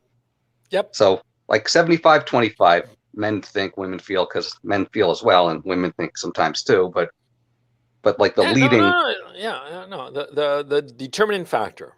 Yeah. yeah, exactly. Well, More than not. So it goes back to the whole evolutionary pressures issue. Men have to be chasing the woolly mammoth, and women have to maintain strong social bonds. And so it obliges them, both sexes, to develop different different intelligences, if you will. That's why men are so emotionally stupid and stunted compared to women. Women are much more sophisticated in that regard. It's yeah, because we of don't that. flex that muscle, and they don't flex theirs. Exactly. You see, and look, ultimately, what it means is men and women are complementary. They're not competitive. And feminists have set up this situation where men and women are competitive. And feminists have set up the situation because they've been paid to. Because corporations in the West in the 50s and 60s realized that if they got women into the workforce, they could pay everybody less because there'd be more competition. And especially wanted to get women into Tax revenue. value-added businesses, into intellectual businesses like lawyers, doctors, accountants, because it doesn't depend on physical strength, and of course those brain power jobs are more expensive than manual labor, right? So that's why the corporations finance. Ms. Magazine was financed for years by corporations, not by advertising revenue or by subscription revenue, by grants from corporations. Yeah. All right. Well, I see there's another guy waiting, so I'll let him get to it. So Okay. thank you for Another everything. guy. Take it easy, Gabriel, man. Yep. Nice talking to you. Nice talking to you too. Hey, Jonathan, He how's it going? assumed my gender. I'm a he, him. How dare he? Yeah, dude, man. Fucking misgendering you. Yeah. I mean, you look like a full woman. What can I say? I know. You I got a set big yourself rack, up, too. man. You set yourself up, man. How's it going? How have you been? I'm great, Coach. How have you been? Pretty good. Pretty good. What's on your mind, man? Well, I came in at the end of the stream towards your third adaptation, but I Holy heard shit, 5 I've been years. going on three and a half hours, man. I just realized how long I've been going on. So anyway, go What ahead. time is it over there? What time is it? Like 10 p.m.? 9:30. At 9:30, and I got to split in about 15 minutes because I'm in my office building now. This is where I do my broadcast, and they close it at 10. And what happens is that, see, the night guy is a really nice man, but as soon as he closes up, he starts doing the rounds around the building.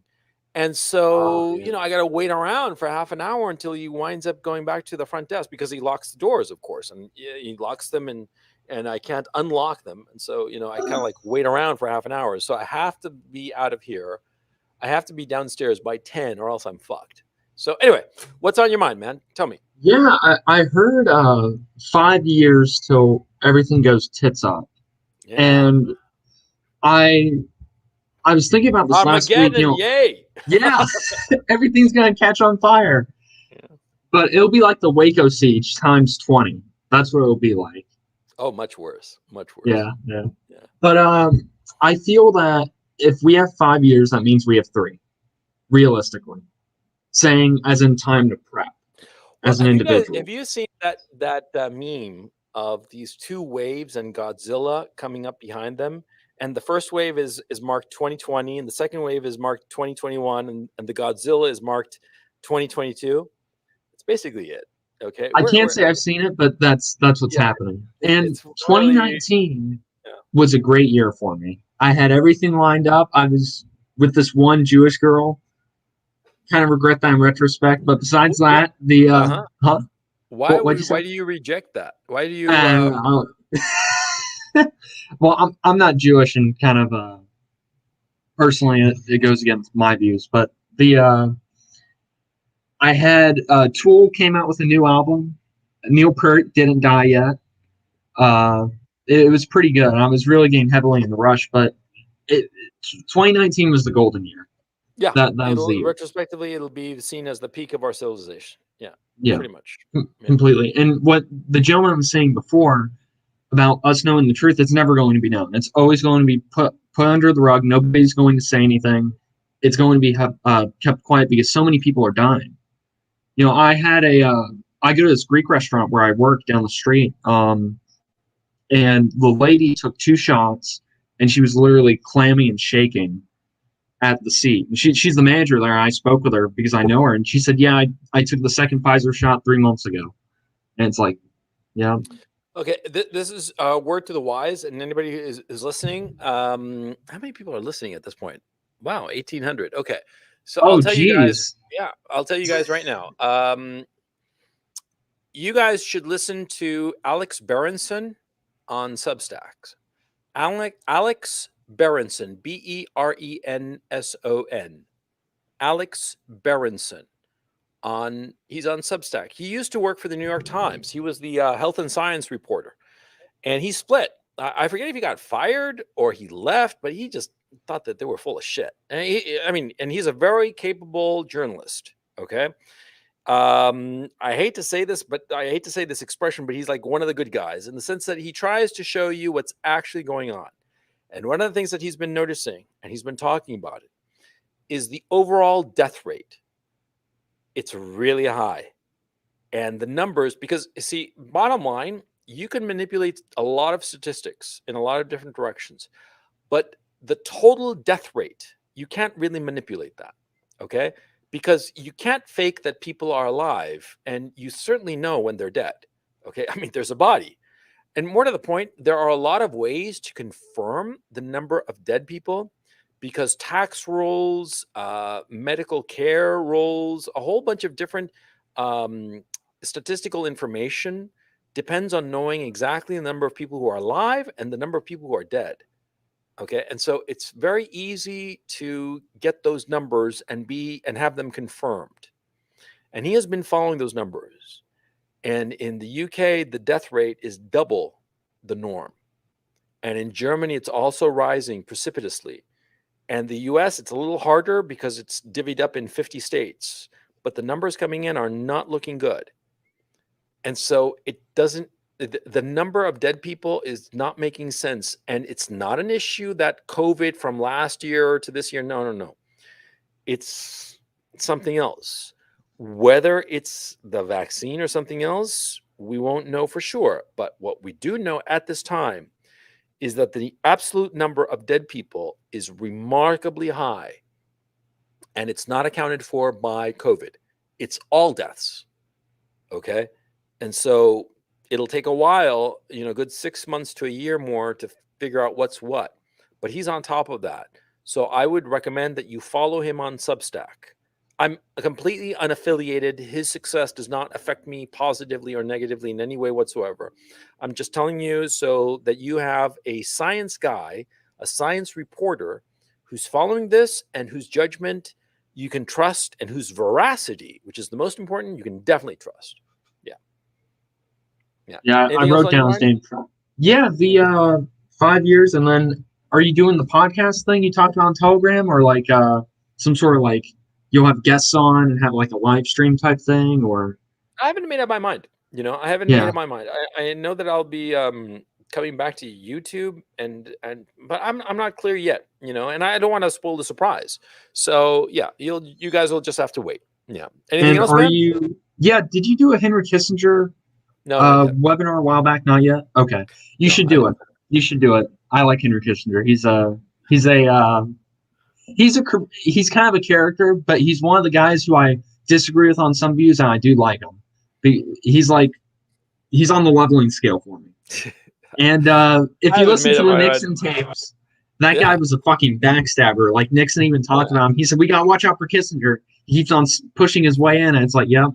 Yeah, well, all ambitious, successful, capable people are backstabbers. Okay, it's just part of who they are. It's like the scorpion and the frog. You can't be upset because the scorpion stings you. It's his nature. So there's that. Okay. Anyway, Jonathan, great talking to you. You take care. Okay? Of course, Coach. You as well. Thank you. Thank you. Hey, Sylvester, how's it going? Yeah, how's my mic? Is it okay? Yeah, it's fine. What's on your mind, man? Perfect. Yeah, I was just doing the Sudoku you were talking about. You're doing great for your age. I'm at about 7 minutes as well. So yeah. Oh, good evening. What's on my mind is I'm in Holland right now. I'm a little bit sorry I missed you when you were in Amsterdam. I didn't know you back then. I started doing medical school this year, but I'm not vaccinated, so they are trying to push me out a little bit.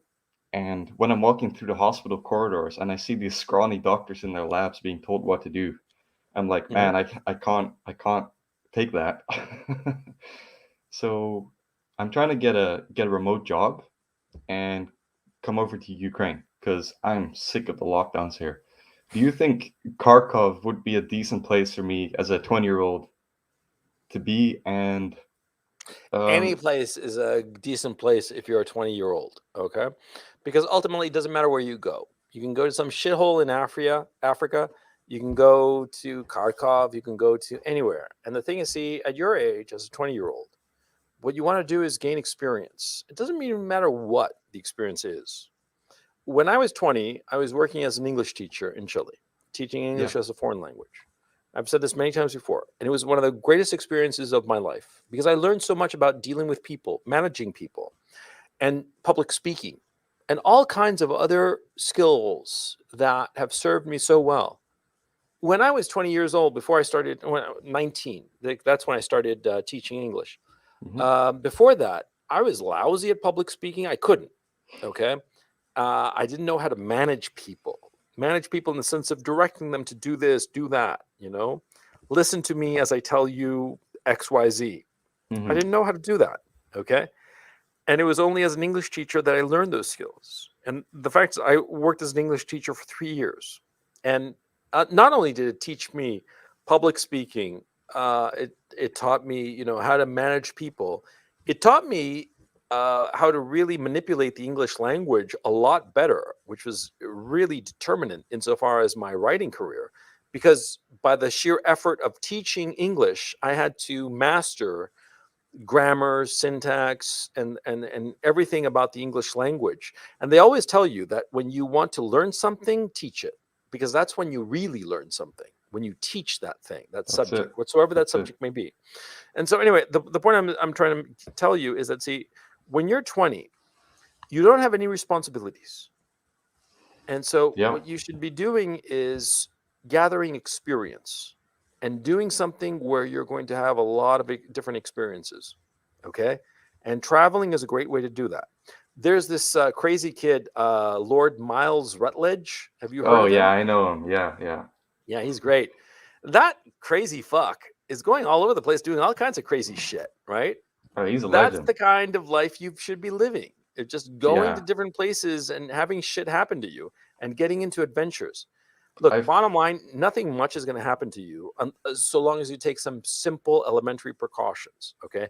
Don't go into some, truly dangerous areas. Don't get involved in any kind of drugs or criminal activity. But, go explore the world. You'll regret it if you don't. And so many guys, what happens is that they decide that, okay, I'm in school, I'm going to go to college. I go to university, I get my degree, and then I'm going to get a job. And, at some point in the future, I'll live my life. But right now, I just need to do this. I need to comply with this requirement. I need to get this degree so I can get this job, so I can get the money. And it's constantly complying with what other people want, as opposed to actually living your own life and doing the things that you truly enjoy. That's the path I've been on slightly. I'm sorry to interrupt you, Sure, but go ahead. I listened to your webinars, how to manage being a young loser and losing motivation, and in that compliance track, I literally self-destruct. So I get kicked out, so I'm free again. Yeah. Go out into the world. Find out what happens. Okay. Right. What also happens is that there are a lot of people who say that you can't travel unless you have money. That's a lie. See, the excuse that you need money to travel or to do anything, it's just a way to find a good excuse not to do something. See, you can do anything without money, and you'll figure out a way to get the resources necessary. A lot of times what you'll find out is that you can, bargain your way trade things, and no money changes hands, but maybe you can help somebody do something and they help you do whatever. You can get on a merchant ship and offer to sweep the decks and do whatever is necessary in a merchant ship in exchange for passage to whatever city, whatever port you want to go to. See? And you can do this very easily. People don't seem to realize it. All you have to do is go to some port, look up on some websites, and even just go up to some boat, talk to the captain, just off the books, and you can do that. But people good. don't seem to understand this. They seem to think that if it's not, like all organized and with like a schedule and shit, that it's not possible. But it is possible. You just have to go and do it. See? And by the way, I think that is part of the reason that we have such shitty leadership, because the people who got to positions of leadership in our Oh society yeah, are just the people who compliance rate. complied. Yeah, hmm yeah, It's terrible. It's awful. yeah. But the thing is, see, the people that are in positions of leadership, they got there by complying, so they don't know anything else, and they don't know how the world works and how you can just get something by just force of will and trading. And you're talking to a ship's captain on the on a port. You're in Amsterdam. There's the port of Rotterdam, right? Yep. hmm There are thousands of ships literally there. You can go there and say to some ship's mate there, say, I want to get on that ship, who do I talk to? And they'll put you in touch with the second in command or That's good. whatever. And you can just bullshit your way and say, look, I'll clean the decks if you take me to fucking wherever, take me to Japan or take me anywhere. Go. I can travel. I can make it work. I'm not mature enough or compliant enough to be in college. I can't take it. And another point you made previously is that joining the army is a good idea, and I have the opportunity to join special forces here. Yeah. But they're talking about making vaccines mandatory, and maybe it'll be a crime for me to refuse it when I'm in the army. Yeah, probably. They'll set it up in such a way that you have to. I mean, they're violating the Nuremberg Code, just Oh throwing yeah. it out the window. Okay. Look, there were a couple of people who were vaccinated before. Okay. I truly believe that everybody who got vaccinated with the mRNA vaccine, I think that they're dead men walking. I mean, Right. I truly believe that. Okay. I think it's not going to happen right away. To some, it happens right away. And to some who do like the physical exertion, like those soccer players, those football players who are, they're clutching their chest on the fucking pitch, man. What the fuck? I mean, I don't like professional football. I've always found it boring to watch it. I don't even like to play You know, football. Okay. my But the thing my is, dad played in the finals for soccer. really? Grown up with it. I don't like it. It's boring to Well, me. yeah. Well, yeah. I mean, it's a different. It doesn't really matter. It doesn't say anything about it. I have never heard of players clutching their chests in No. pain. Never. Okay. I have So 2 friends, 20-year-old, both heart problems. I told them before what? they got the heart. I told them, don't get the vaccine. And my friend was like, but I want to travel. And now he's got heart problems. I'm like, don't you fucking whine to me. And what did he say? Does he believe you now, or is he still in denial? He's in deep denial. What He's about like, the other yeah, guy? okay. I haven't talked to him much, but he's got full-blown myocarditis. And you're a medical student, so you know how serious that is. Oh yeah. The mortality rate's like 40% within 3-4 years or something. Yeah, it's really bad. Yeah, the stat I heard is 50% in 5 years. Yeah, that's it. Yeah, and this notion that you get over it, it's manageable. That's a lie. That's a complete lie. And chat, so that if you get myocarditis, see what happens is that scar tissue on your heart reduces the efficiency of your heart muscle. You're never getting it back. The damage that myocarditis does to your heart, you are never repairing it. Okay, you're just going to have less heart muscle to pump, and that'll mean that you're going to have a shorter life. Even if you do cardio and you improve after the worst of your myocarditis has passed, you're never going to be up to snuff. Yeah, it's permanent Never. damage. Mhm. So and this bullshit that it's manageable, it's no big deal. I mean, they're pushing that narrative, which is a fucking lie. It is a lie. It's like me claiming to be fucking Santa Claus. That level of lying, I mean, come on. And they push this lie, and people believe them, or people want to believe them. Tell me about your friends there. You haven't talked to the second one, but the first one, is he in denial or sort of like trying to downplay it because he doesn't want to feel so bad? Oh, he doesn't have full-blown myocarditis. He has heart variability issues and chest pain. Jesus Christ, man. 20 fucking years old. I'd be scared shitless. It's bad. Honestly, my most terrifying experience this year is seeing the quality of the medical students this year. Yeah. They're completely brainwashed. There's no independent thinking there. But wait a second. I'm always very not suspicious. That's not the right word, but I want to know specifically why you think you're right and they're brainwashed. Give me a specific example. Well, the I mean, I don't want to put you on the spot. Okay. No, it's all good. It's all good. I don't mean to be, because what happens is that, see, I don't want our side, to fall into confirmation bias. I want us to be as objective as we possibly can. And so Right. I'm asking you what you have seen specifically that makes you think, man, these guys are brainwashed specifically. Right. In our classes, or when we discuss COVID or whatever the fuck, the mortality rates are completely ignored. The higher death rates, completely ignored. There's actually been reported cases of hospitals in the Netherlands lying about the numbers in their emergency rooms. Scandals that came out gets swept under the rug. All the young people are vaccinated, and the adverse effects are ignored. If you go in the numbers, just as many vaccinated people as unvaccinated people relative to the population get admitted to the ICU. Mm-hmm. And lots of unvaccinated people who get admitted to the ICU are like obese with like triple bypasses, and they throw all their hate, all their fear, they throw in that small section of the population. Jesus. And you've seen this. I've seen this. Yeah. They keep telling me, oh no, all these unvaccinated people dying in the ICU, and meanwhile we can't help these people with cancer. You're literally killing people. And I'm like, no, those people are obese. That's not me.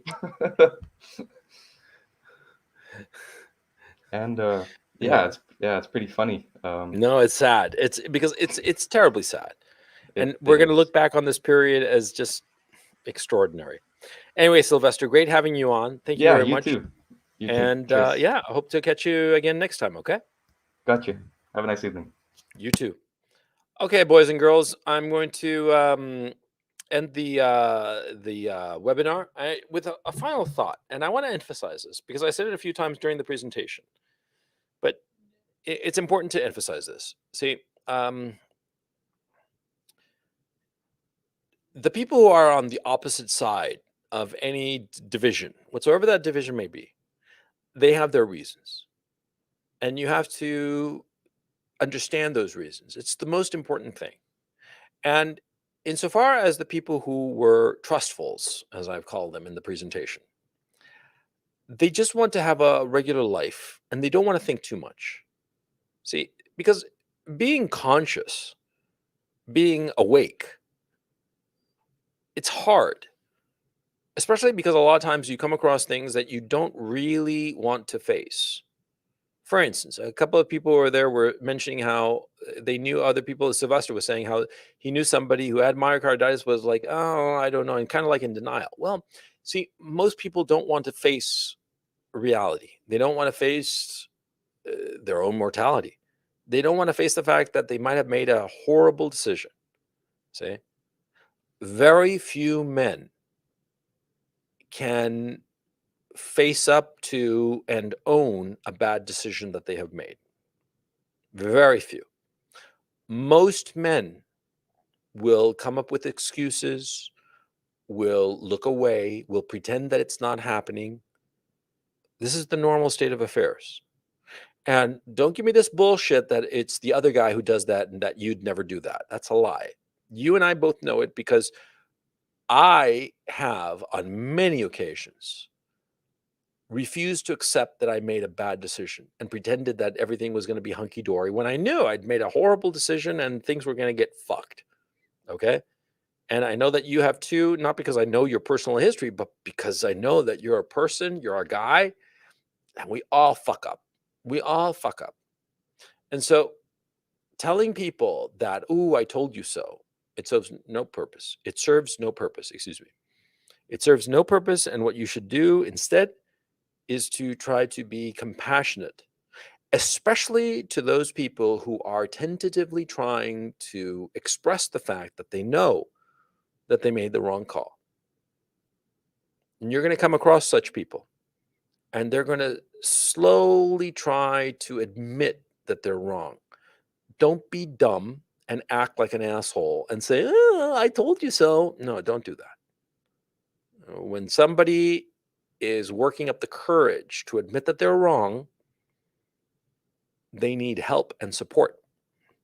Because only by admitting that you are wrong are you able to move forward and potentially correct the mistake that you made. You can never correct a mistake that you don't own up to, that you don't admit. And that's why it's so important. It's not like the whole, Christian thing that, oh, I'm going to be a good Christian and turn the other cheek or some shit like that. Fuck that, No. It's the practical reason that only by somebody admitting that they're wrong are they able to move past that and potentially find a solution. So help them to do that. Don't be the asshole that says, "I told you so." Okay? Okay. And finally, before I leave, remember, where is Tiffany Dover? Take it easy.